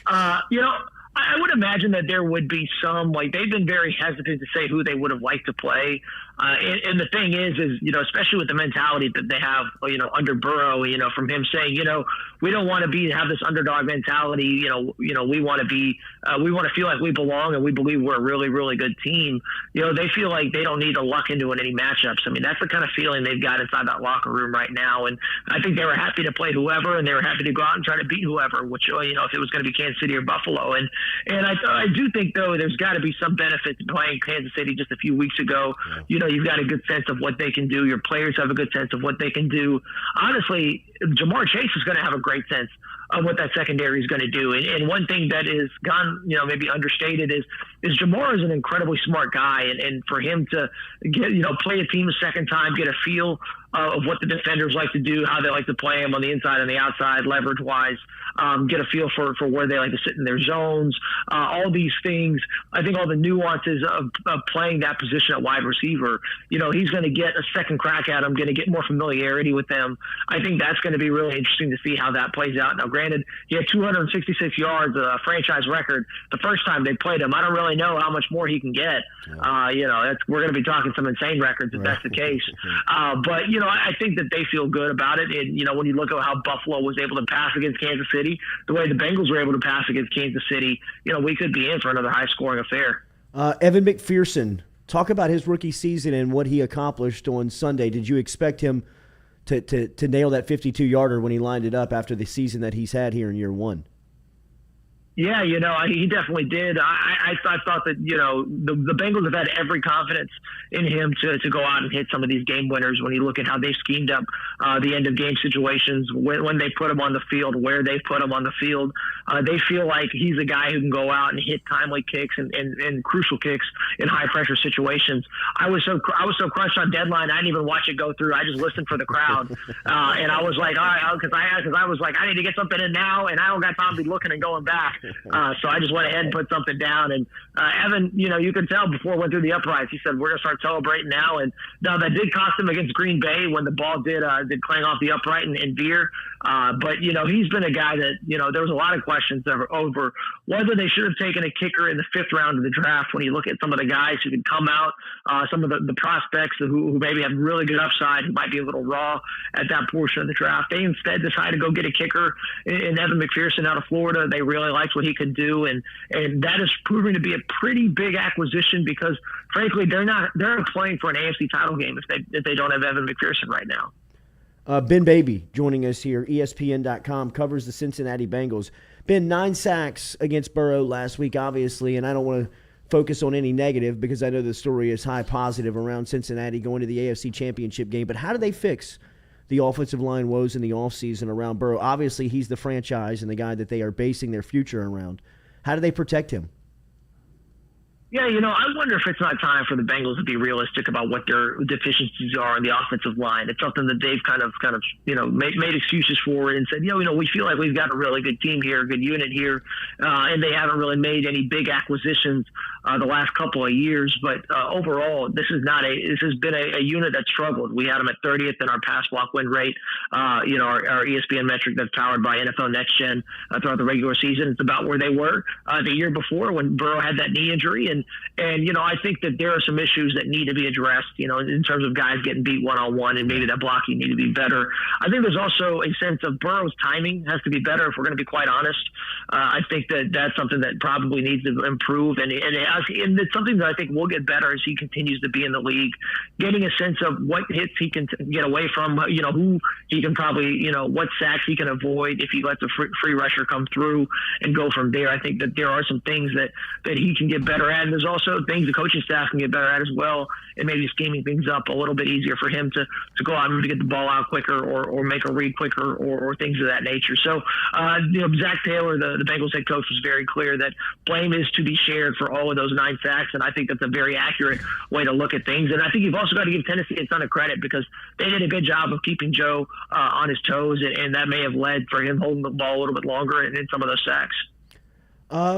This defense has stepped up when they've had to all season long. Obviously, the challenge this weekend against Patrick Mahomes and this explosive Kansas City offense.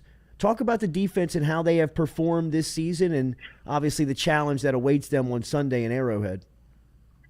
Yeah, this defense has come up with really big plays when they've needed them. I think that's been the point of the defense throughout the playoffs is that whenever they've needed a turnover, whenever they've needed a big stop or a big play, they found a way to get it. It doesn't matter how many yards they've given up, how they've looked up until that point, even on any given drive. They're out there looking to make plays. I mean, there was a drive in that Tennessee game where the Titans were just running down their throat. Derrick Henry was picking up chunk yards. Deontay Foreman rips off a long run to put them near the goal line, and Mike Hilton, their slot quarterback, comes out there and gets a batted ball INT off of Ryan Tannehill and probably brings it back if he's not a little bit gassed. He got made fun of a little bit for being top five quarterback, but Ryan Tannehill's maybe a little more athletic than we give him credit for. But I think that says volumes about this defense. The fact that they're able to go in and they always feel like they're able to make a game-changing play no matter what the momentum of the game is at that given point in time. And honestly, you can go back to week 1 against Minnesota when they had a forced fumble when it looked like Dalvin Cook was going to put them into field goal range and give the Vikings a win in the season opener. And then, against Denver when the Bengals were staring down the barrel of a 3-game losing streak and potentially being out of the playoff hunt, Khalid Kareem comes up and he takes the ball out of Drew Lock's hands right, near the 10-yard line. And rumbles the other way, and that sets them up for that win at Denver to keep their playoff hopes alive. So, throughout the year, this defense has done a really good job of getting those turnovers, and that's going to be key. And Bengals defensive coordinator Lou Anarumo said that they can't drop the turnovers that they had in that first game against Mahomes because this guy is good enough that he will make you pay. Incredible pronunciation, rolling that name off your tongue right there at the end of that like I got called on in class. I mean, everybody perked up in the studio like you called on for an answer. What a test question. It was incredible. Ben, you like New Orleans, right? The city? Well, it's good. We enjoy it. We have a good time. My wife is the Bengals are planning to come down there in 2022. I think this is the correct year. I can never. I think so. Yeah, that they'll be out there. The Saints will be on the road schedule for them. So I'm excited. Maybe hang out in the French Quarter a little bit, do some sightseeing. So you don't think what's it up smells with like Eli trash? Apple, bro? What's I mean? Why the hate? What's funny? I don't understand the Eli Apple situation, to be quite honest. Eli's a very outgoing guy. He will say, obviously, as people have found out on Twitter, when he's feeling good, he will say just about whatever he wants, and he doesn't really care what happens afterwards. You're talking about a guy who's got a lot of self-confidence, who previously played for the Saints. And what I found interesting, and what really I don't get, I'd love to ask him why he's going off on Saints fans, is because I think that time with New Orleans was actually so big for him in his career. I agree. Because whenever and he told me so as such, and his mom Annie said it as well. When we did a story about him just a few weeks ago, because that time in New York, it did not work out. He had his own teammate calling him a cancer. He told me he didn't handle things well as maybe he should have.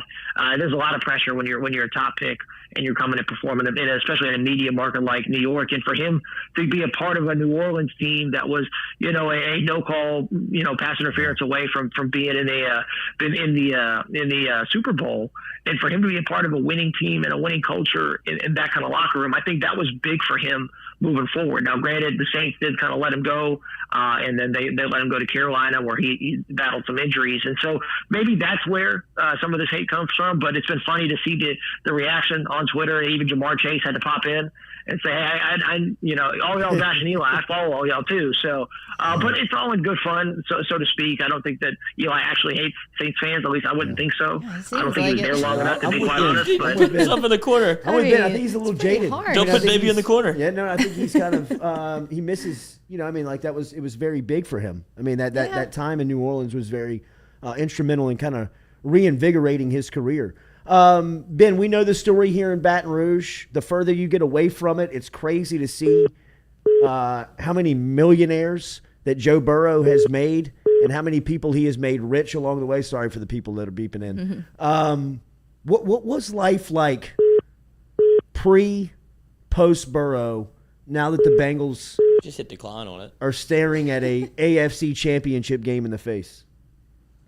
Yeah, it's just really remarkable. I mean, when you draft a guy with the number 1 overall pick, you hope that he can get you to great places and take your franchise to places that you wanted it to go for a really long time. But for that to happen in year 2, just pretty remarkable. I mean, I think that there's a belief that he gives this locker room, this franchise, the fan base, that when he's on the field, anything can happen, and they've got a truly special playmaker. And it's a big reason why Kansas City is playing in the conference championship game yet again and has been a Super Bowl contender and winner. So I think that that's in this day and age, like you've seen it at the college level and at the NFL level as well, you've got to have a guy, a dude as a quarterback, not just a guy. You've got to have a dude out there who can really go out and really be a leader of your team and also be a dynamic playmaker.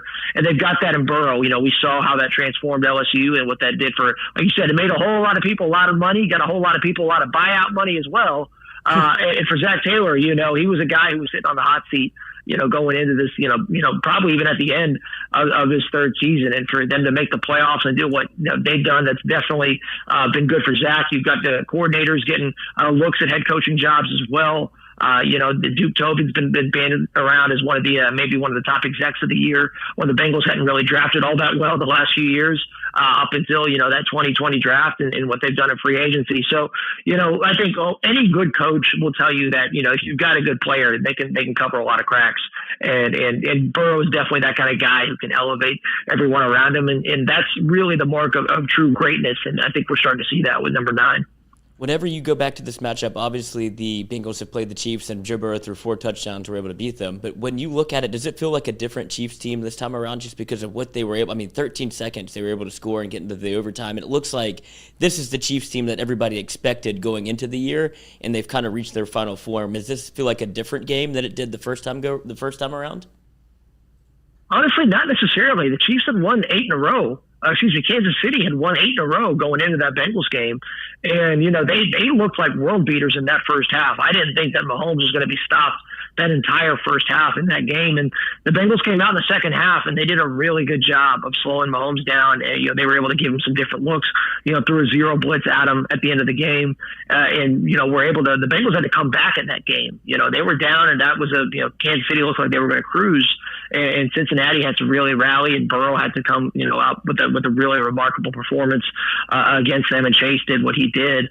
You know, if you'll notice in that first game, the Bengals made it a point not to give Mahomes the ball back at the end. You know, Zach Taylor, whenever he had a chance to kick a field goal, he said, no, we want a touchdown here. And it worked out that after a couple of pass interference penalties and all that nonsense at the end of the game, and that probably went the Bengals' way, they were able to win the game on the final play of the game. Buffalo probably is wishing they did not leave 13 seconds out there. But Mahomes is that kind of guy.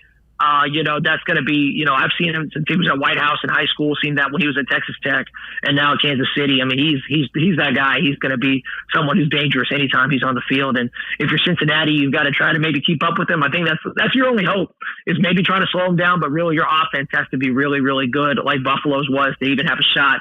And we'll see. I think the big matchup's going to be, are they going to let Jamar Chase get 266 yards again? Are they going to give the Bengals a ton of one-on-one matchups, or are they going to try to play more zone and maybe be a little bit more out of character for them in hopes of stopping them down? I think the Bengals, that's the question.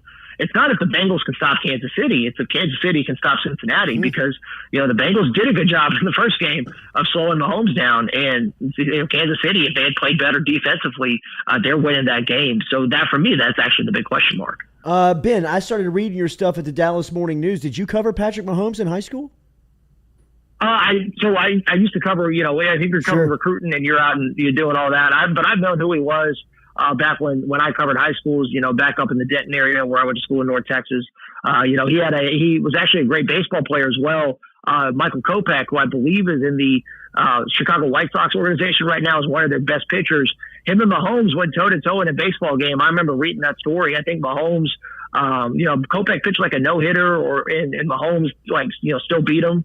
It was ridiculous. I actually played a 4-man scramble back when I was in college and ended up playing with Pat Mahomes Sr. So that was a very fun round of golf. But no, Patrick's been one of the most dynamic quarterbacks to ever come out of the state of Texas. I think everybody knew whenever he signed with Cliff Kingsbury, who's got to be the best quarterback evaluator, I think, in football at the moment. So, no, he's been a really special guy. I'm really excited to see this matchup here on Sunday.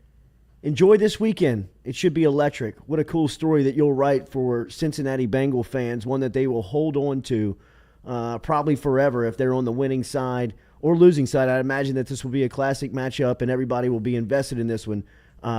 It'll be cool to watch that game in KC. Thank you for your knowledge and insight as always, and your time. Hey, thank you for the pressure you just put on me, Jordy. Now I feel like I got to get ready for Sunday, so I appreciate that. Eye paint. Paint the eyes. Tape the wrist. Have a good one. Later, buddy. Y'all take care. All right, man. There he is. Ben Baby checking in. At Ben_Baby is where you follow him on Twitter. He so covers great. the Cincinnati Bengals. He's great. He I remember all. following him because he covered SEC football.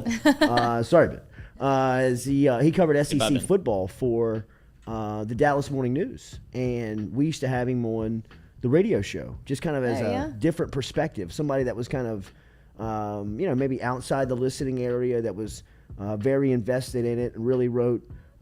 His writing was really what I kind of just fell upon. Just kind of fell upon and was like, man, this guy is good. He's invested. You can tell he's got some stories. He's got relationships. People are giving him information, right? I think he took Kat Terrell's job, who covered Cincinnati. Really? And then she came. And then she went to the New Orleans beat, and I think they hired him when she went to New Orleans, and I think he kind of struck gold. Would you rather have? Well, obviously right now, Cincinnati. That's what I'm saying. Like, I'm essentially asking which team do you root for more at this point, because I feel like a lot of Louisiana is high on the Bengals right now. I don't think anybody really wants to answer that question. I know. The TV ratings say so. Yeah. They don't lie. They don't lie. Right? Eye in the sky never lies. I mean, when you're some of these games, they've been competitive up against the Saints, and the Bengals have gotten a higher number. It's bizarre, right? I wish the Super Bowl was in New Orleans. It's the power of Bengals Burrow. were Oh, my there. gosh. That would be wild. I can't It is imagine. there in 2 years, 3 years. All right, let's go ahead and call that shot. Joe Burrow's going to win the Super Bowl in New Orleans. He'll go my back there. gosh. Jamar Chase, player of the game. Going home. Oh, going home. I mean, keep him under lock Can and y'all key. imagine? Get the ticket now. That's what I'm Yeah, thinking. that's How what hard I of just thought in my head. How hard of a ticket would that be? Oh, I'm thinking gambling ticket. For sure. You're a junkie. You're welcome. We were You got a talking about problem. ticket to the game. It's a tax write-off, right? It's all for content. That's right. Daily, we were brought to better you be. by RMB Builders, $500. rmb-builders.com. I mean, I was sitting at lunch yesterday, and a couple of people walked up to me and said, appreciate you putting me on Rhett Bourgeois and RMB Builders. He is the best. Right now, he's swamped with work. That's the Meanwhile, only Rhett's problem. like, stop. Yes. I mean, Stop. he's like, bro, I can't take on new work or remodeling work more- for a while. need more But handy you know jobs. what? Just call him. Yeah, and it has been since a little discreet message a couple of weeks back when really the phones just started to light up over at RMB Builders. Y'all open after 5:30? Yeah, right. How much for the extra service, Rhett? Don't you have add-ons? Build, buy, remodel. They do it all over there, and I mean do it all. RMB-builders.com, RMB-builders.com. We are talking to Stacy Hollowell coming up here at 8:45 this morning, and really looking forward to this conversation as Coach Hollowell has got his school, Loyola, number one in the country right now in NAIA action. They are number one in the country. First time in the history of any sport that Loyola has sat number one in the country. We will have him on, talk about some of his wins, some of his guys. He is a John Brady and Tim Floyd disciple. They are mentors of Stacy, so we will talk to him coming up here at 8:45 this morning and kind of get the outlook from his squad and his team going in. LSU basketball tomorrow night versus Texas A&M, a bounce-back Or Tennessee. opportunity. Yep, we got a little lost in the sauce. Huh? Who do they play? Texas A&M. huh? A&M. A&M. We corrected it. At home? We got that part right. Yeah, 8 o'clock tomorrow night. Cool. Late night. Who is broadcasting the game? SEC Network? Probably so. ESPN2? One of the two. Yeah. 8 o'clock's late. You Late? going? Gosh. That is late. It's even late for the watch party. It's late. 8's late. Probably. It's Is late. this the Well, this 8's not late. Getting out at 10. 10 is late? yeah, Yeah. yeah. So it's a watch. It's a kick your feet up game. Yeah. Wait, is it here? Yes. Yeah, it's in Baton Okay. Rouge. Okay. And I hate to give up the tickets. Yeah. If you don't go, I will. We've got 3. Oh. I'm young still. This is me thinking though. I'll be yawning the entire second half. My eyes will be watering. No, because once you get it, you just have to go. Once Yeah. you get in there, you can't do that. I mean, you're scouting 11-year-olds, dude. You're not. You love the sport. Big bounce back game yesterday for the Jays. How'd Little J do? He played really well. Played good. Same scouting report didn't work on their end. Didn't work. Didn't work. Double scouted. I put him on the block to start the game to confuse him. Oh. Took the ball out of his hands. They doubled him on the block, but it was all right. They kind of Kick it back flustered their out. defense. Yeah. And then it gave him opportunities to get rebounds. again. Yeah, well, I mean, it kind of got him going. He does have a nose for the ball. Yes. Whether it be football or basketball. I think really, without sounding like a overzealous dad, is that is kind of what separates. It's really the aggression. Instincts. You know what I mean? Like when the ball's rolling, Go get it. he goes and gets it. Let's in the pool. You know, I still think that in 6th, 7th, and 8th, 9th, I mean, like those are huge developmental years. I mean, I can remember growing up where some kids in 3rd, 4th, 5th grade that you're like, he's no good. You know what I mean? Like you look up in 7th and 8th grade, 9th grade, and they're like, man, this cat's a That's the player. same kid? Yeah, I mean, he is developed, you know. So I still think there's a lot of, you're still kind of ahead of the pack right now on just kind of some little kid stuff. Like, I mean, are you a little faster? Are you more aggressive? When the ball's going and rolling on the ground, do you go get it? You know, I mean, I think that's kind of still what separates him from his peers right now. We were talking off air when you weren't here.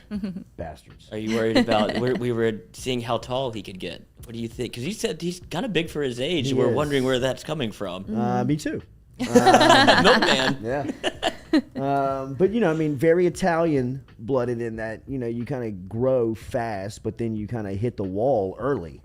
You know what I mean? Like, I mean, a lot of Italians I know were 5'9", 170 pounds in 8th grade. And they still are right now. That's true. And I know them now, and they're 5'8", 155 pounds. You know what I mean? Like, they've shrunk and lost weight. That's I mean, true. even like me, like I was shaving in 8th grade. Like I had facial hair in 8th grade. The referee who called the game last night was the disciplinarian at Catholic High, who he and I headbutted every single day because he was like, shave your face. And I mean, Nobody else has this problem. Like, Aw, let me. that's You sad, should let you Jordy. skate. You can't help it. yeah, but I mean, Catholic High, you had to have a clean Catholic shave, you had High. to tie your I know, shoes, but you we had to tuck watch your your shit beard in. grow like before our eyes, Today. like every Yeah. day. Like it'll be longer after the show.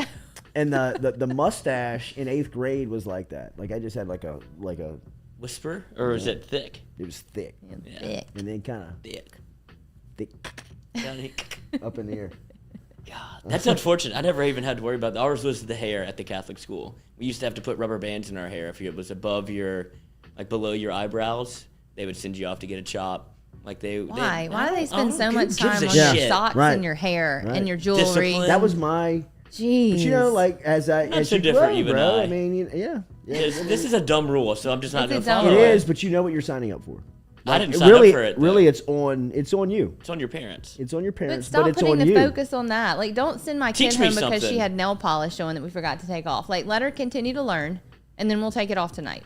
How popular were your kids on Monday after the party? Sophie said she walked into basketball practice and the whole team went.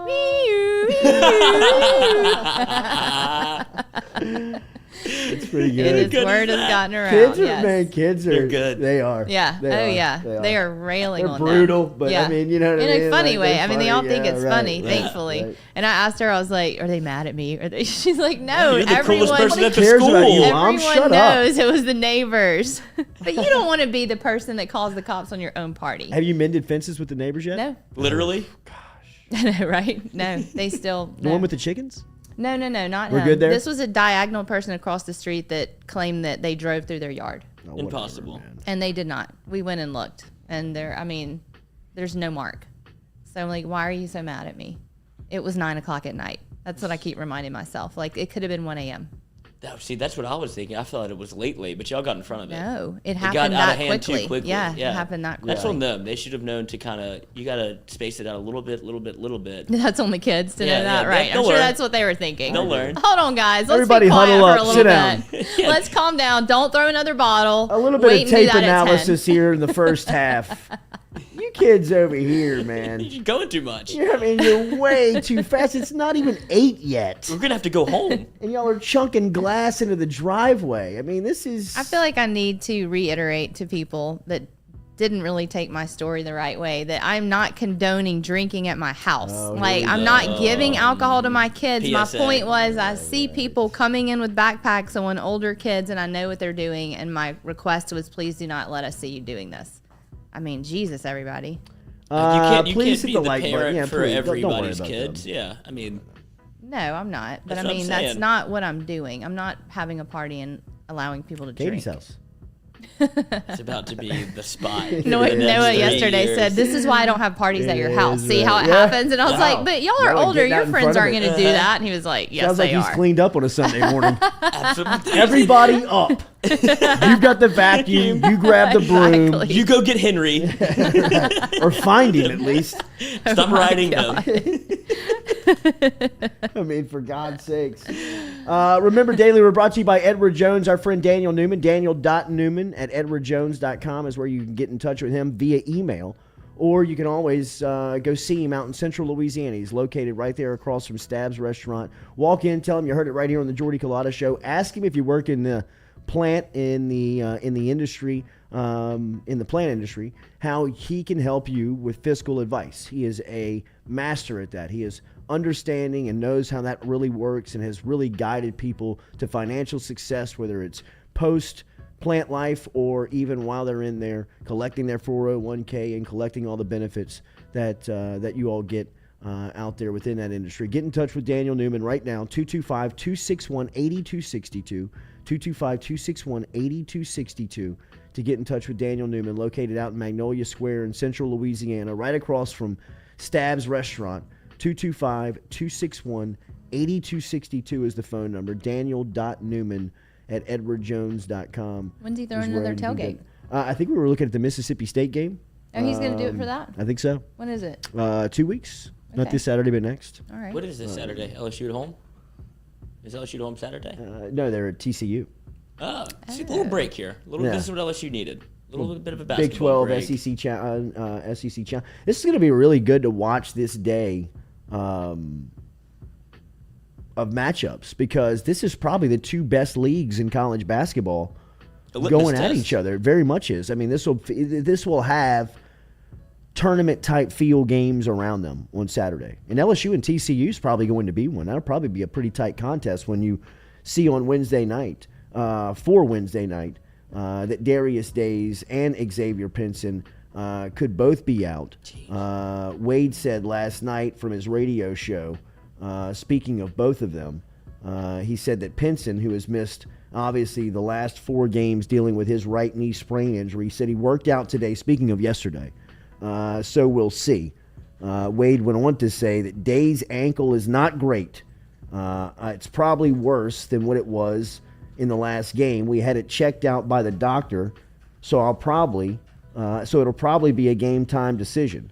There's a chance that we'll have neither of those two on Wednesday night versus Texas A&M. Now, Buzz Williams and A&M are playing pretty good basketball. They lost to Kentucky last week in an emotional game for them, but going into that matchup, they were really starting to play, or really are starting to kind of figure it out this season. It's taken them a little bit longer than teams like LSU and teams like Auburn, as you saw yesterday, ranked number 1 in the country for the first time. They're on the cover of Sports Illustrated with Jabari Smith.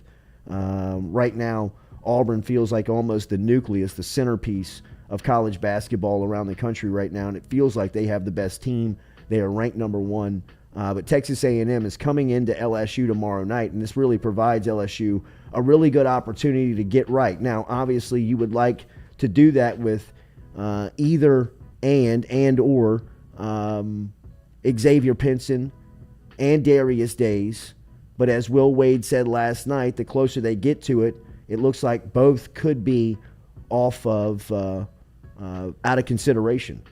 So Texas A&M's coming in here reeling as well off of a Kentucky loss, and they lost on Saturday versus Arkansas 76-73 in Fayetteville in a very emotional game. So they're a little spent coming into Baton Rouge, but LSU, they need to get right. Losers of the last 3, and as we said, we are not panicking, but if you lose 4 in a row and you lose to Texas A&M, that will be cause for concern, because this is the part of the schedule where you really thought you would get some relief. And you do get relief. I mean, you're not playing Kentucky, you're not playing Tennessee, you're not playing Alabama, you're not playing Auburn, Arkansas.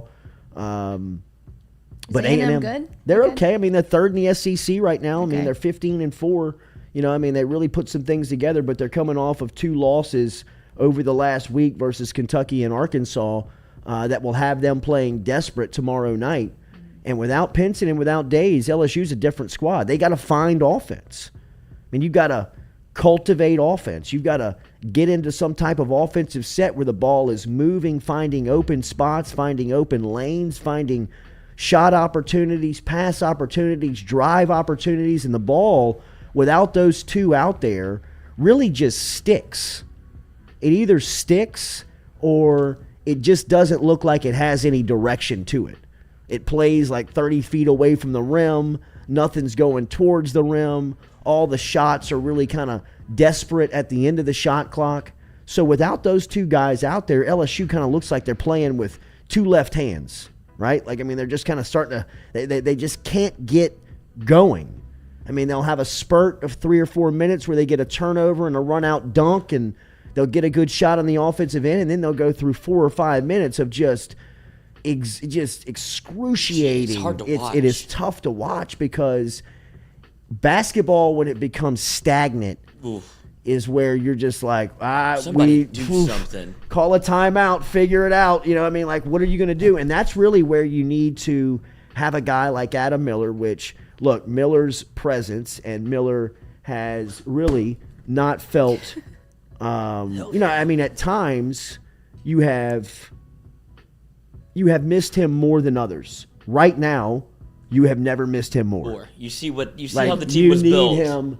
You need him so much from just a clear out, give me the ball, let me score. Yes. You know what I mean? Like, we're not going through a 9-minute scoring drought to end the game and get beat against a team where you've got the lead for, 33 minutes, 35 minutes against Arkansas a couple of weeks ago. I mean, Adam Miller doesn't let you lose that game because he just goes into scoring mentality mode, clear out the side of the floor, either get to the free throw line and make them at the stripe. I hate talking or get about an it. and ones. Yeah, I mean, it's tough to really kind of God, say out I'm loud. nervous with that. Because you could see how this team was built, and I've said this before, but you could see it's built for him to be on the roster. Yes. Like, and it's funny that Coach, a week and a half before the game, he's on the roster. Oh, no, that's what I'm saying. But you could see where his role was already defined before he was able to be in the first game. But now that you see, it's funny that it requires Xavier Pinson to go out to realize how much you needed him, but also how much you need Xavier Pinson just because they don't have a scorer, but somebody that can at least run the offense. Mm-hmm. I don't really know what to make of the LSU basketball team as it's currently constructed without Days and Pinson, because at least Days would kind of take over that Miller role where you'd be like, all right, at least he'll try to put it on the floor to get some shots up. Somebody will shoot it. Everybody else doesn't really want to shoot the basketball. The only way they have offense is if they can. It's their defense. Yeah, no, it is, and I mean, that's why you say, thank goodness you have the number 1 defense in the country, or at least one of the top defenses in the country. Now after Got to score more than 50. Got to score more than 50, and you need an offensive threat. You need somebody that can step up, but when you don't, and that guy's on the bench, that's what we talked about yesterday. You need a scheme. You need some type of principles. You need some type of, I mean, like it's very basic in my opinion, like a motion, flex, high-low offense where the ball is moving and people are cutting. There's too much standing around and too much people trying to isolate and try one-on-one and pick and roll. I mean, pick and roll is for NBA teams, and LSU's got NBA talent. They've got guys that are going to play in the league. But when you're missing some of your key cogs in the team and what you're trying to do, have you told this to Will? Have you all had lunch? Absolutely. And been like, you know what? Here's your offense that you should run. I've listened to him speak. Yeah, he knows what he wants to do. He knows exactly what they need. He knows what he is lacking. He knows what the team is missing. I mean, he sure as fuck didn't need somebody like me to tell him. I mean, you know what I mean? I love that. I'd love to hear that conversation. You know what you should do, Will? It's like, Yeah. oh, thanks, Jordy. Thank you. That's Didn't the think first of that. check, please. Yeah. That's outta good here. for today. Jordy, our Mouth relief breather. med coat is not working anymore. Are we going to get another code or reinforce? Yes. Reinforce. Yes. In fact, they are coming here Re-up. today at 1:30. They're coming here? Yep. How We need a many? new How many code. vests? Over under 2. We'll get Are they back both to y'all tomorrow over? with the new code. Yeah. Sorry about that. Yeah, sorry about that over at Relief Med. But we will definitely have a new promo code for you over there. We're going to talk to Stacy Hollowell, as we said, coming up here in a couple of minutes. Don't throw that ball at me. He is the head basketball How don't coach. you trust us, dude? There's a room full of cameras and equipment, and y'all are always throwing balls and swinging bats. It makes me nervous. Welcome to the home Welcome team. to the home team. Yeah. I mean, The play here would be if you can catch it and switch the camera angle while you catch it to see you catch. God, Jordy, you're All right, just so you're gonna throw asking it to for me. trouble Yeah. now. Yeah, I can do that. Definitely with the football. The basketball that's a big it basketball. is. Stacy Hollowell, Loyola. Let's go. That counts. All That right. counts, that boys. A little support from Big the wall on bucket. the back end, but That's a regulation go. size ball. What do I you know. mean? I know. Well, you know. Or y'all are just used to smaller balls, you're saying? Yes.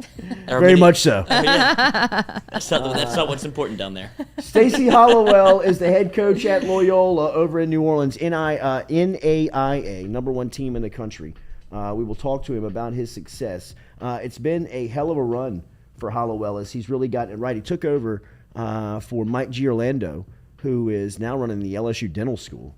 Talking about an upgrade. But was formerly an LSU assistant basketball coach. Got a great basketball resume, does Coach Gio. And he really had Loyola heading in the right directions when Stacy Hollowell took over for what was Coach Gio's program at the time. And right now, Hollowell is really kind of taking it to the next level. From recruiting and to on-the-floor production. And right now, as we said, they are the #1 team in NAIA. For the first time, they have had the #1 ranking next to that school in any sport. So there's a lot to get to with Coach Hollowell coming up here as we will close you out and get out of here before 9 a.m. Remember to hit that like button, hit that share button. We got some homework to get to you before we get back to you tomorrow morning. We'll get you a promo code over at Relief Med. We're also working with our sponsors and supporters to build promo codes at a lot of our relationships so we can be accountable to the advertiser because we really know your loyalty. We have heard the feedback from people that listen to this show, that are using the services that we are promoting, and please understand that serves us very well, and we gratefully appreciate that. We are so grateful for that. Mm-hmm. Like, you don't have to do that. You have options. We understand that. We know that you have options to go listen to other places before you get here at 7 o'clock in the morning, or listening to Mic'd Up, or some of the other stuff that we'll be developing over at FM Digital Media. And we are very grateful for that. We appreciate that. If that doesn't come across and we can't, you don't feel that, please know that. Please hear this, because that's why I want to be accountable to the people that buy and support and advertise with this show and with the FM Digital Media products, because we want to be accountable to them. We want to see the people that listen are loyal and that they support the people that we promote and the people that we talk about. And as long as they're doing it on their end of providing the service and giving customer service and making sure the prices are fair and everything's done and organized, then they'll be back as recurring customers. And that's what they're trying to accomplish. And I know that you sometimes in your life need to serve. I need a mailbox right now. Do you have a mailbag on Wednesdays? I'm desperately trying to get a mailbox, Doug. And I woke up Monday morning. It looks like the mailman knocked it over. It's just. Oh, you're being for real. I'm being I thought for you At were. the house? I didn't know what you were referring to. Like, what does that mean? I need a mailbox right now. At the house. So yours is down? Give me a bag That's of cement, a federal shovel, and a offense, right? mailbox, and you might as well put me in the woods, naked and afraid. I don't know what to do here. You can't fix this. Like, what do you want me to do? So someone knocked your entire mailbox It over? looks like it. It It was crunched. Probably the same person that threw the chair away. What yeah, chair? that guy. What do you mean, what chair? The office chair. Do we know who it is? I think I'm looking at him. No way. We think it's you. There's no way. Well, it was in a box, and we think you just went on a We think craze you went throwing full boxes Italian out. and didn't realize what you picked up. There's no way I could have been able to pick up a box that was taped up, closed. Do you know you? I do know me, and I wouldn't have done that. It was open. You could see the chair parts in it. That's There's the no crazy way that I would have thing. done that. I mean, if I would have picked up anything that was like clink, clink, clink, Right. I'm putting this down. So someone came up in here and Good to know that y'all talk so much shit behind my back. Well, because we're all mean- standing around tearing this place up, Good looking for the Lord. chair, and you're the only one not here at the Good time. God. We're like, well, it's Jordy then. If it was none of us. We just know you like to clean up, and I can imagine you getting into a bit of a cleanup craze. I've seen you clean. It didn't matter if it made 1 pound or 1,000 pounds. It's going in the trash. It's a compliment. Oh, okay. It is. I'm the same way. We just didn't get to that chair yet. Where is it? That's incredible, though. It is. It is. Golly, have now that you say it out loud, I'm trying to retrace my tracks. I know, like, did I? Maybe I, Like a feat of but there's strength, no and you're way, just. man. I We mean, would We have had to. so many even like picking boxes. it up and throwing it back into the trash. I would have been like, But hold you up, could have hold up, thought it hold up, was hold up. full of trash. Yeah. Like we had so many boxes full of trash, just from unpacking and putting together furniture. So it could have. It could have happened at the end, yeah. It's fair. Or It's someone fair. stole it We'll from see. us. We still have another chair, the exact same chair. We can It's see. a decoy. We'll pick it up and see how heavy it is. And if it's It's a good plan. Yeah, that'll. It's a good plan. Yeah. It's a good plan. Stacy Hollowell from Well, let's Loyola come. next. Yes. Does he have a chair? Does he have a? You think he could give us one play for LSU to run that we could probably implement into the basketball game? Tough question to another coach. But they don't spill secrets. Not only that, but I'm just not trying to tell another guy how to run his team. No, I'm just asking what would be a good play for LSU if you Bad had question. that team. Next question. All right. Next question. What's If for lunch? we're playing in the press conference scenario, who is this guy in the beanie? Who is this Already guy? got it. Do you have a credential? Absolutely not. Next All right. question, please. Get out of here. Next question, please. All right, Stacy Hollowell next here on the Jordy Culotta Show, driven and powered by Go Chevrolet. Let's see if the commercial works. I got it All right, pimped let's up. see. Let's see.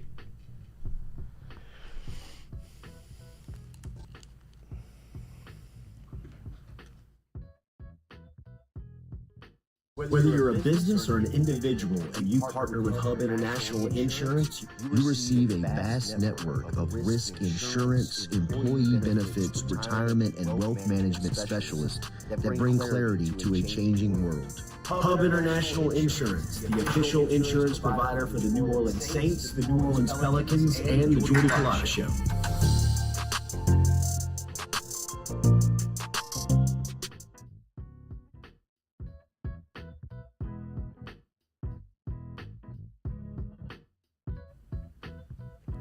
I don't know if that went. I think it went well. I think our commercial was That's good. great.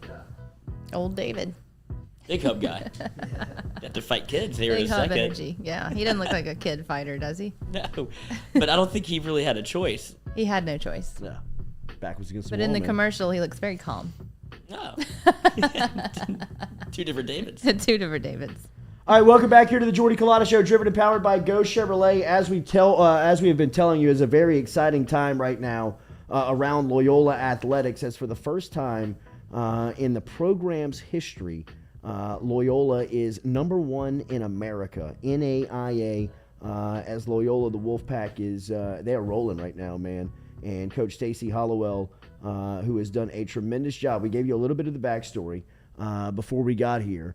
A guy who was very close to a friend of our show, John Brady, and of course Tim Floyd. I believe he grew up next door to Tim Floyd on the North Shore and really became infatuated and in love with basketball and is now leading Loyola after Coach Mike Giorlando had really set that program up in a really good spot, but Coach Hollowell has taken it to the next level as they are #1 in the country, and he is kind enough to join us back here on the Jordy Culotta Show. It is good to have you back. Good morning, Coach. Thanks for having me. That's sounds like you got the whole story there. Well, I mean, it's good to have you back. I think we got the story the first time you came, and in keeping up with your program and talking to a lot of those guys, I mean, they are very proud when they talk about what you were accomplishing, whether it's just on in public or even just in private. I mean, I've heard Coach Gio just rave about what you have going on for the public. I guess let's start there. What has been some of your conversations like with your mentors as your team is playing as good as anybody right now in the sport? Well, for me personally, it's just special to hear those guys talking about our program. Those are guys that I grew up, in basketball camp with. Coach Gio was working for Coach Floyd at UNO, and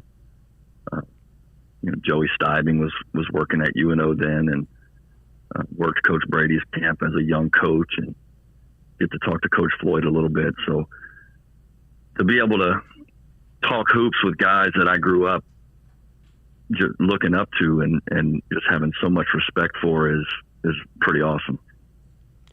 Your team right now, Coach, as we sit right now after the latest win, you're 17-1 on the season, and you'll go up against Middle Georgia State on Thursday night at 7:30. What has this ride been like with this group as you find yourself going into the 19th game of the season? Where are you from just an overall standpoint, health, mindset going into this contest?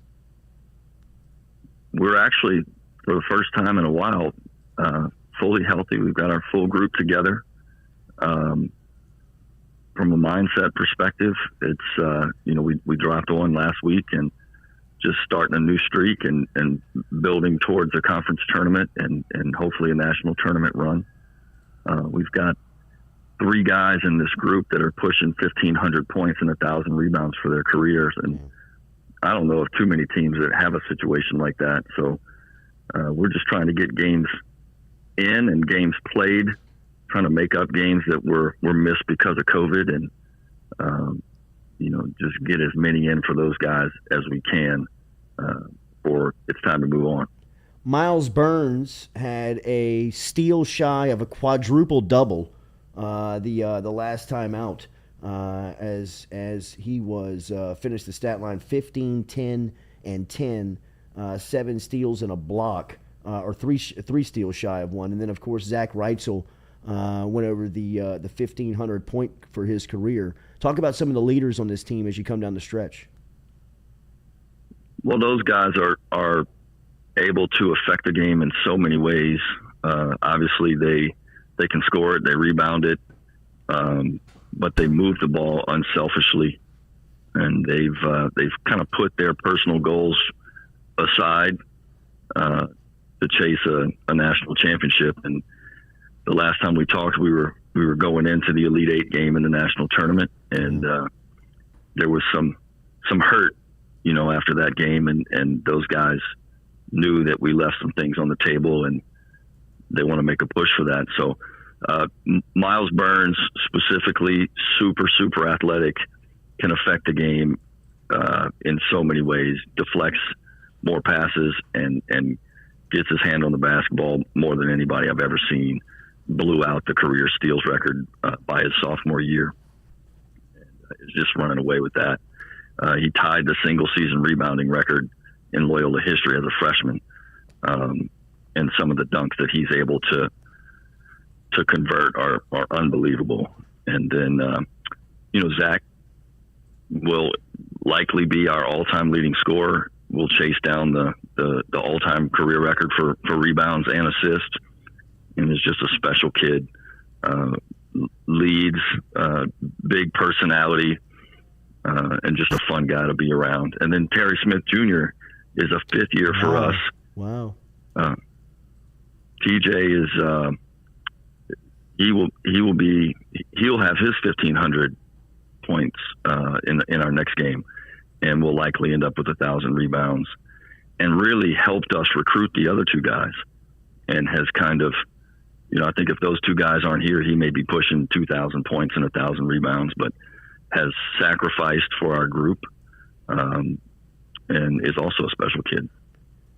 From Loyola University over in New Orleans, Stacy Hollowell joining us here on the Jordy Culotta Show, talking about his squad, who's number 1 in the country right now. What's that take, Coach, that commitment to get to number 1 in the country? I know it's a vision you have that you share with a ton of personnel, or not a ton, but just a lot of people in the basketball department in the university. How has this ride been to get to this top? I know that this is not the overall goal to just be number 1 in the country. It's obviously to win it, but putting that number next to your name comes with a lot of attention and I know a lot of hard work. What's it taken to get here? Well, first, it's taking some great players. We would not be in this situation without those guys being as talented as they are. But they are team guys. They've bought in. They believe in what we're doing. They play incredibly hard. They've listened and they've grown. High character guys. And I think all of those things have played into our success. Stacy Hollowell, Loyola basketball, number 1 in the country, back on the floor Thursday night. Coach, keep up the great success. Thank you, as always, for the time and insight, and hopefully we can do this again soon where we're talking about a natty. Thank you, as always, man. Let's do it. Thanks, guys. Appreciate you having me. Yes, sir. There he is, Stacy Hollowell, checking in from New Orleans this morning as he gets the Wolfpack, number 1 in the country. And as we said, really good friends of our show, guys like John Brady and Tim Floyd and those types of coaches have mentored. Mike Giorlando has mentored Stacy into a point right now where he's got that program. Man, he's got it clicking. He's got it humming. I think they beat UNO by 20. Like, I mean, Dang. it's rare for an NAIA school to take somebody, a school like UNO and put them on the ropes like that. And I mean, Schless, that's my guy. I love Schless. Privateer. Yeah, swords up. Swords up. Swords down. But that's not, that's probably more of a compliment on Stacy than anything. Absolutely. And Loyola to what they have going on over there. Number 1 in the country. So thank him for stopping by this morning. Falaya Real Estate. Looking forward to getting over to Barrett's podcast studio tomorrow night. Oh, yeah, you got a little interview going, don't you? Over at Falaya. Yep, me and the old Patty G at the Patty G show and will Matt be in Anderson. there. One team's going to be there, Yep, too. one team, one podcast. What a group. I know, group. right? That sounds like fun. Are y'all all going to go at the same time? I don't know how Barrett's got it planned. We're gonna be in his. We're gonna be in his studio tomorrow, and as we said, they have done a tremendous job of really bringing that part of the business to the public. It's really more of an information gathering type opportunity for you, a buyer or seller of real estate with Falaya. That is one of the objectives that Barrett has for that studio. I think he'll rent it out, and I think Patty G's show is going to originate from that Falaya podcast studio. So a lot of exciting things that's happening over at Falaya, but at the baseline, they are selling real estate. They are buying and selling real estate and teaching you and taking you and putting you into a mode of independence in that. Get in touch with Barrett today. You can download the app, Apple or Android. Download the Falaya Real Estate app. Go online to falaya.com if you want to check out what they have going on there. As we said, Barrett Blondo, a great friend of ours. I think we're building the promo code for Barrett. I mean, yeah. He's already sending us like people who've saying they heard it on the Jordy Culotta show. There we go. It's surreal, y'all. So is Barrett going to be doing the interview, or is Patty G doing the interview? I don't know. I'm showing up. It would be very interesting for somebody that is not in the line of work to get in the line of work with people that are in the line of work. Yeah. Right. It'd be very interesting. I think Barrett's that's a good talker, dynamic. though. That would be He can cool. talk. Yeah, I he think can that would handle be that. cool. He can handle that for Yeah. sure. Flashbang Productions will be there. Our friends over at Flashbang. So a lot of cool stuff happening over at Falaya. One place I do know where we have a promo code, if you want to get over there today, you want to check it out, is GoFlow IV. All you got to do is mention Jordy Culotta Show, and they'll take 15% off of your initial visit. Go see our friends over at GoFlow IV on Jefferson Highway 7970, Jefferson Highway, GEAUX FlowIV.com. Mention the Jordy Culotta Show, 15% off of your initial visit there and your initial purchase over at GoFlow. Get in touch with our friends. Go see Carolyn, and all of the good people at GoFlow, GEAUX FlowIV.com to get in touch with our friends online. All right, we appreciate y'all for holding down the first 30 minutes. Hell yeah. I might do the carpool thing again tomorrow. Well, let me know next time so I can come with a little more content. Whatever, dude. The document was. No, we totally loaded to the rolled gills. through the doc, but I completely didn't really review it beforehand. So. That's all right. You just didn't study for the test. This is how heavily we rely on Jordy. I know. He just flows right through this and makes it Go look flows. so easy. One thing that we did talk about early was Harold Perkins. Harold Perkins is back in the news. LSU will officially have him in town this weekend. They will officially make an in-home visit on Thursday. And I think for the first time in a while that some of the decision makers at LSU feel like they might be in a good space with Harold Perkins. A couple of weeks back, I don't think LSU really even wanted the opportunity because of some of the things that were happening kind of behind the scenes of, hey, we'll meet you here, but nobody's showing up. We'll show up there and nobody shows up. Just a lot of, wheel spinning behind the scenes. But I think right now some things have some traction around LSU and Harold Perkins, and it'll be a huge next few days for what Harold Perkins' future is going to look like, and if it even will exist in Baton Rouge. If it will, the next couple of days need to be monumental for LSU, Harold Perkins, his family, and the experience of recruiting him to LSU because, as we said, they'll be in home on Thursday, LSU will, with Frank Wilson and Brian Kelly, and then they'll be back on campus,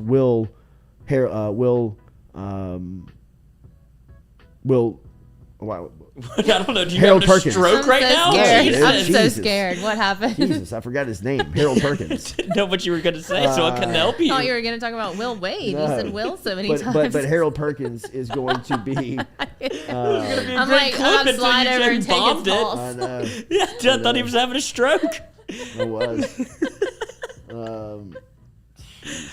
I was gonna ask you about Jacoby Matthews, and I don't really want to. Carpool, bro. Oh my gosh. What was your experience like? 1 out of 10.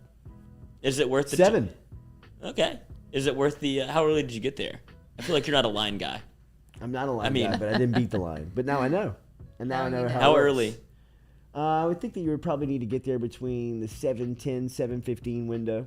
When did school start? 7:25. Well, I mean, like Episcopal, SJA is early. That's why our carpool situation is so terrible because they're earlier and Episcopal doesn't start till 7:50. So that's why I heard so much bitching when I was like, we're going early. And they're like, we might as well just stay up all night. Now there's not even a point in sleeping if we're leaving 10 minutes early. This is awful. What are we going to do? And we pull up and like a million other people are there too. I'm like, oh, wow, it's amazing. Other students are here. And you 10 can start minutes doing early. your homework in the car on the way there so you don't have to do it at night. So you go to bed earlier, get your peanut butter bagel, 10 and you get minutes. your ass in the car, and then you'll be gone. Yeah. Which school is right here? Catholic? No, man, don't be telling them that. What do you mean? They- Like across the street? No. That's Catholic High. Is Down that, here no, is I'm talking Catholic about, High. have y'all ever run into the carpool situation for the pickup at like 3-ish, That's 4-ish? SJA and Catholic pickup down No, here I on know which one government. you're talking It's about. awful. No, but he's not talking about that one. What am I talking about? I don't know what that is. You mean the backup on Government Street? It's unbelievable. Yeah, Where do that's they? Catholic and There's SJA. people going. They have the fill. They have like the laminated thing in their car. So I know Yeah. it's school pickup, and they take up the entire right lane. Yeah, because they have to. There's nowhere else to go. Well, we didn't think about this when we built the road that maybe there's know. going to be a school here, and people are going to have to pick up their kids. It's rough that time of day Like, and there's a morning. big push to make government like pedestrian now, right? Yeah, Sweet. yeah. They've been pushing does that that for a mean? while. I mean, that's why they're putting like the You just walk around. The middle, the yeah, like, medians they're with putting the the flowers. medians in the middle, like where they want you to almost use this like magazine street in New Orleans, That's the plan. right? But I mean, if you've ever done a white I'd love light to see night that. Love to or see that, Jackie. hot art cool nights, Yeah, it that is is cool. like that. That's It cool. is That's super cool. cool. I mean, it's nothing but people walking up and down Government. Yeah. I mean, we need to open Make traffic up for one of night a those. year, though. Yeah, Absolutely. yeah, The way Foot of traffic Baton is what Rouge. they want. You know what I mean? yeah. This You can city deal is with Patrick backwards. for 364 days for that one white linen night that you're going to be on foot. Here we are. You know what? Let's pretty pass cool, it though. Do you think- unanimously. Do you think that's why they were like, look how successful this is? We can make the whole area walkable. Who Like, knows nobody's gonna why? do The that. why is the $1 million question in City Hall. I'm excited about it though. I like this area, so I'm glad that they're I'm just pushing worried for about Mid City. the You've got a car. great vantage point. Yeah, Yeah, got we a got a great- great spot. Yeah, we got a great POV. we do. We do. God. Good POV. There is no job. Gutter. Where's the chair? Who else did you want to talk about? I was gonna do a Jacoby Matthews. I'm looking, I think they're typing sitting. up. I LSU's can think they're recruit sitting in a class. great spot with Jacoby Matthews. If they could bring in Harold Perkins and Jacoby Matthews, that's two monster gets. When you thought that they were gonna have to build through the transfer portal the way that they have, and then you can actually sign two kids out of high school that are 5 stars would be monumental. No, it would, man. I mean, it would be. I mean, it All right, would. great show, guys. I mean, Jesus Christ. That'll do it. Talking to a bunch of mutes. The hell is going on? over What was that? The people are probably getting a job offer, so I'm carrying the show. there? Doubt it. Doubt it.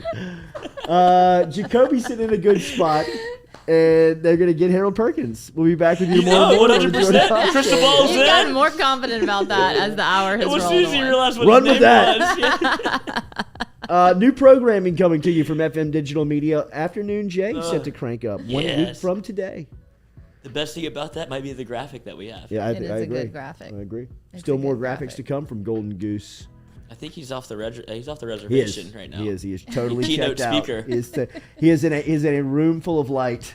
Yeah, his worst nightmare. Shades on. Maybe he took the chair. That's why he hasn't been back. He could have taken the jet. Jordy needs one. He needs I'm going to to find pick it it out. up. He needs I'm going to pick it up. Where did you drop? You think it's still there? No, I'm Wherever going you to pick it dropped up. I'm going to pick the other Oh one up yeah, and we see should do if that I for could have done that. Dubes. That would be great for B-roll if you were here. Where You is thought it? he knew where it was. I'm going to pick it up. Yeah. I'm going to the dumpster. It's got to still be in there. Been fooling y'all the whole time. Yeah, the He one has behind it- the house? He's got a little smoking chair out there. He enjoys his day. Is this the chair? Who put this together? This one? Oh yeah, I did take it. Yeah, I did. I took this one for sure. Yeah. I thought you were going to the dumpster to go grab it. It could still be Me in there. too. Tom Granning, Jordy, you need a nap between shows. I agree, Tommy.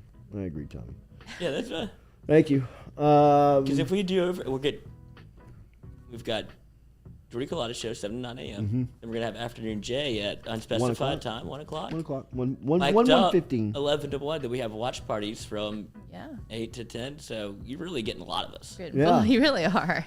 Well, If you don't like that's the us. plan, and I thought Lloyd, y'all did a great job on the watch party over the weekend, which I think you can now really become the conductor. I knew this was gonna be the Kind of thing. feels like your element, buddy. It does. I mean, Just kind of a pop in for me. Kind of feels like my role. I like it. yeah, we'll take something off your plate. My plate's not full at all. No. Yeah, I got plenty of room for that. Right. I can do the document. Saturday with the Mayo. Yeah, that was great. I thought. Thanks Yeah. for the 20 people that hung out with us at 12 a.m. watching me watch UFC for the first time. It's electric. UFC. Yeah. What did I say? Have you gambled on it? I did. Did you gamble? Doubled down. Did you win? Yeah, Ngannou. Picked him up, put him down.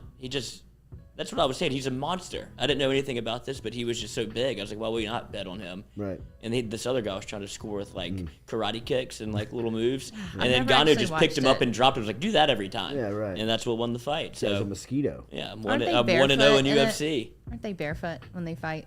Well, absolutely. I mean, That's they're what just I wearing don't like tights. Yeah. Well, Ngannou had 2 knee sleeves on, and that was kind of a cause for concern because I've never seen that before. Yeah. What do you it mean, just like grosses me basketball out. knee sleeves? Like compression knee sleeves, like old man game knee sleeves, and I was like, "Oh God, is he no good?"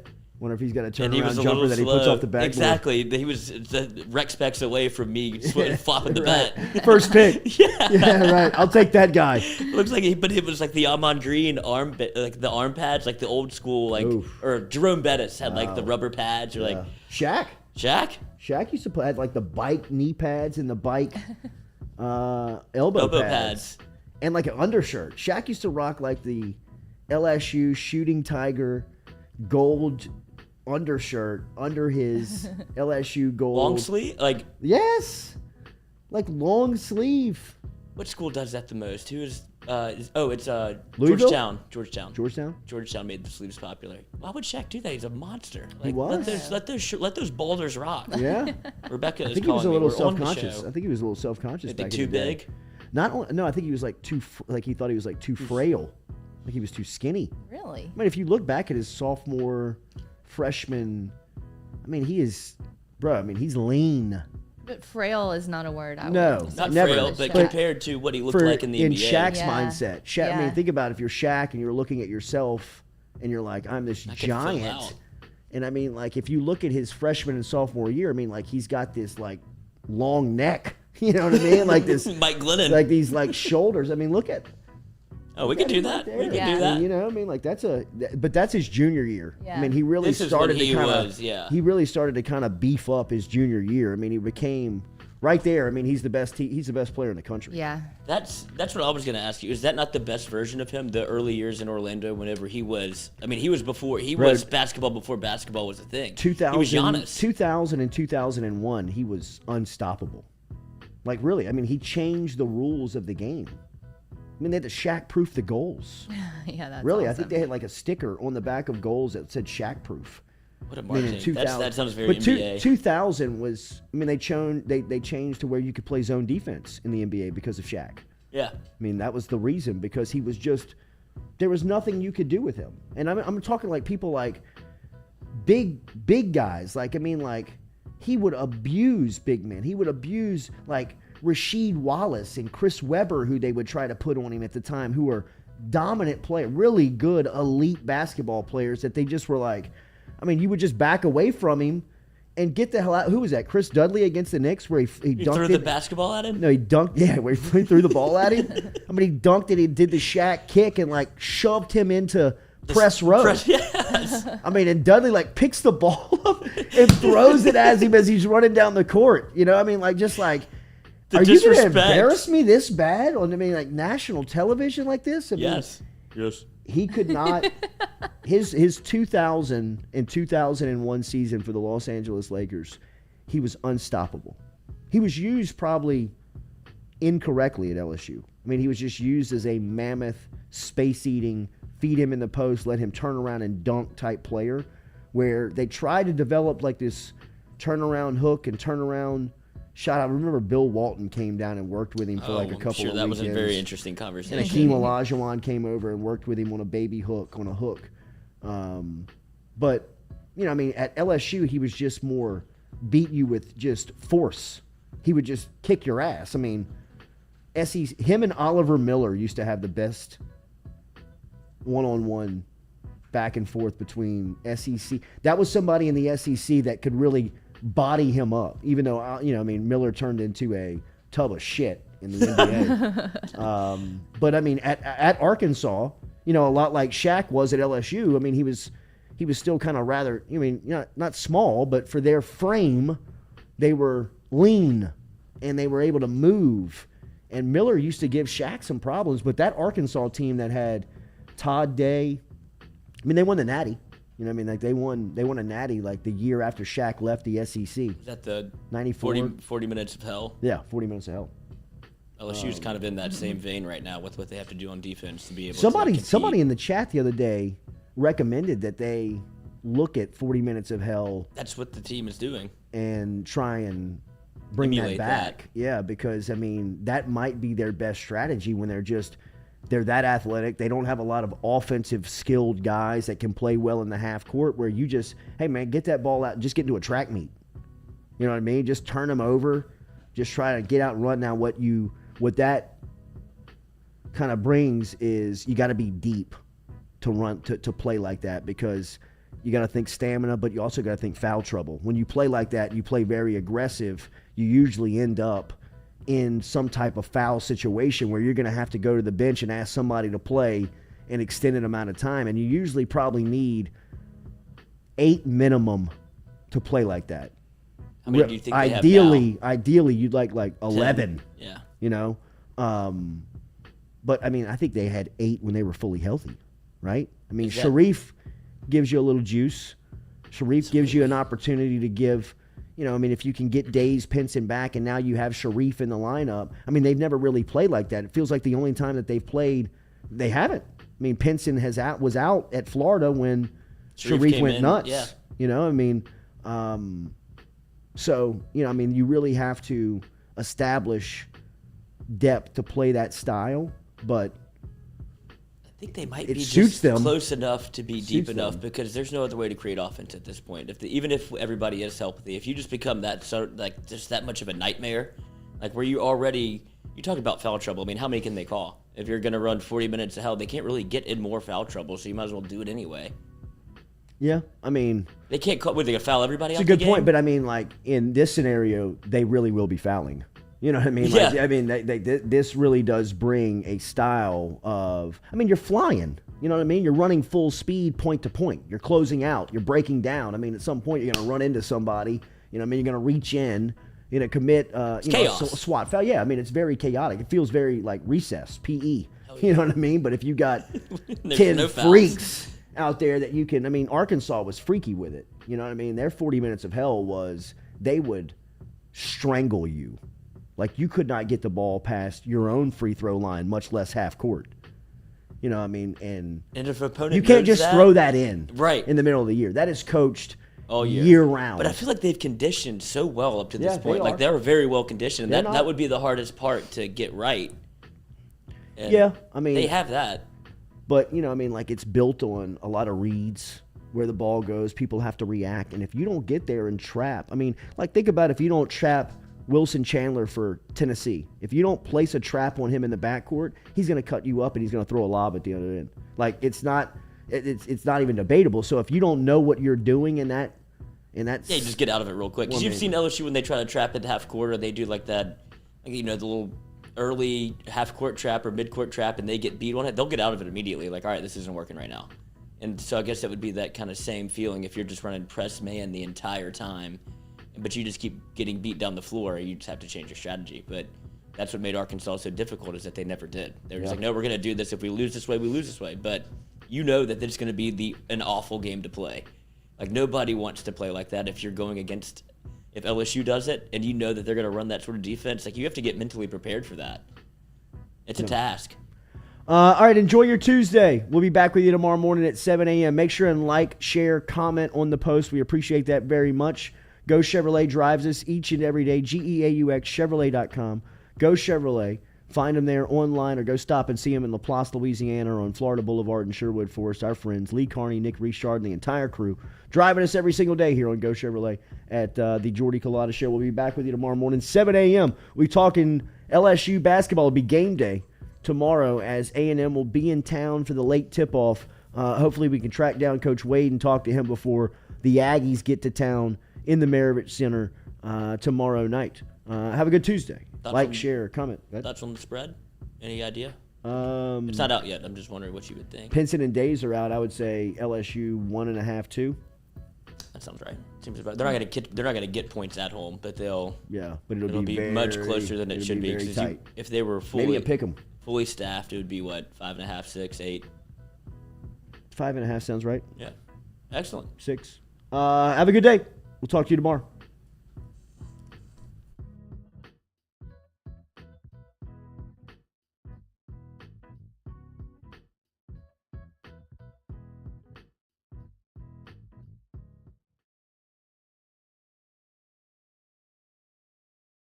Network of risk insurance, employee benefits, retirement, and wealth management specialists that bring clarity to a changing world. Hub International Insurance, the official insurance provider for the New Orleans Saints, the New Orleans Pelicans, and the Jordy Culotta Show.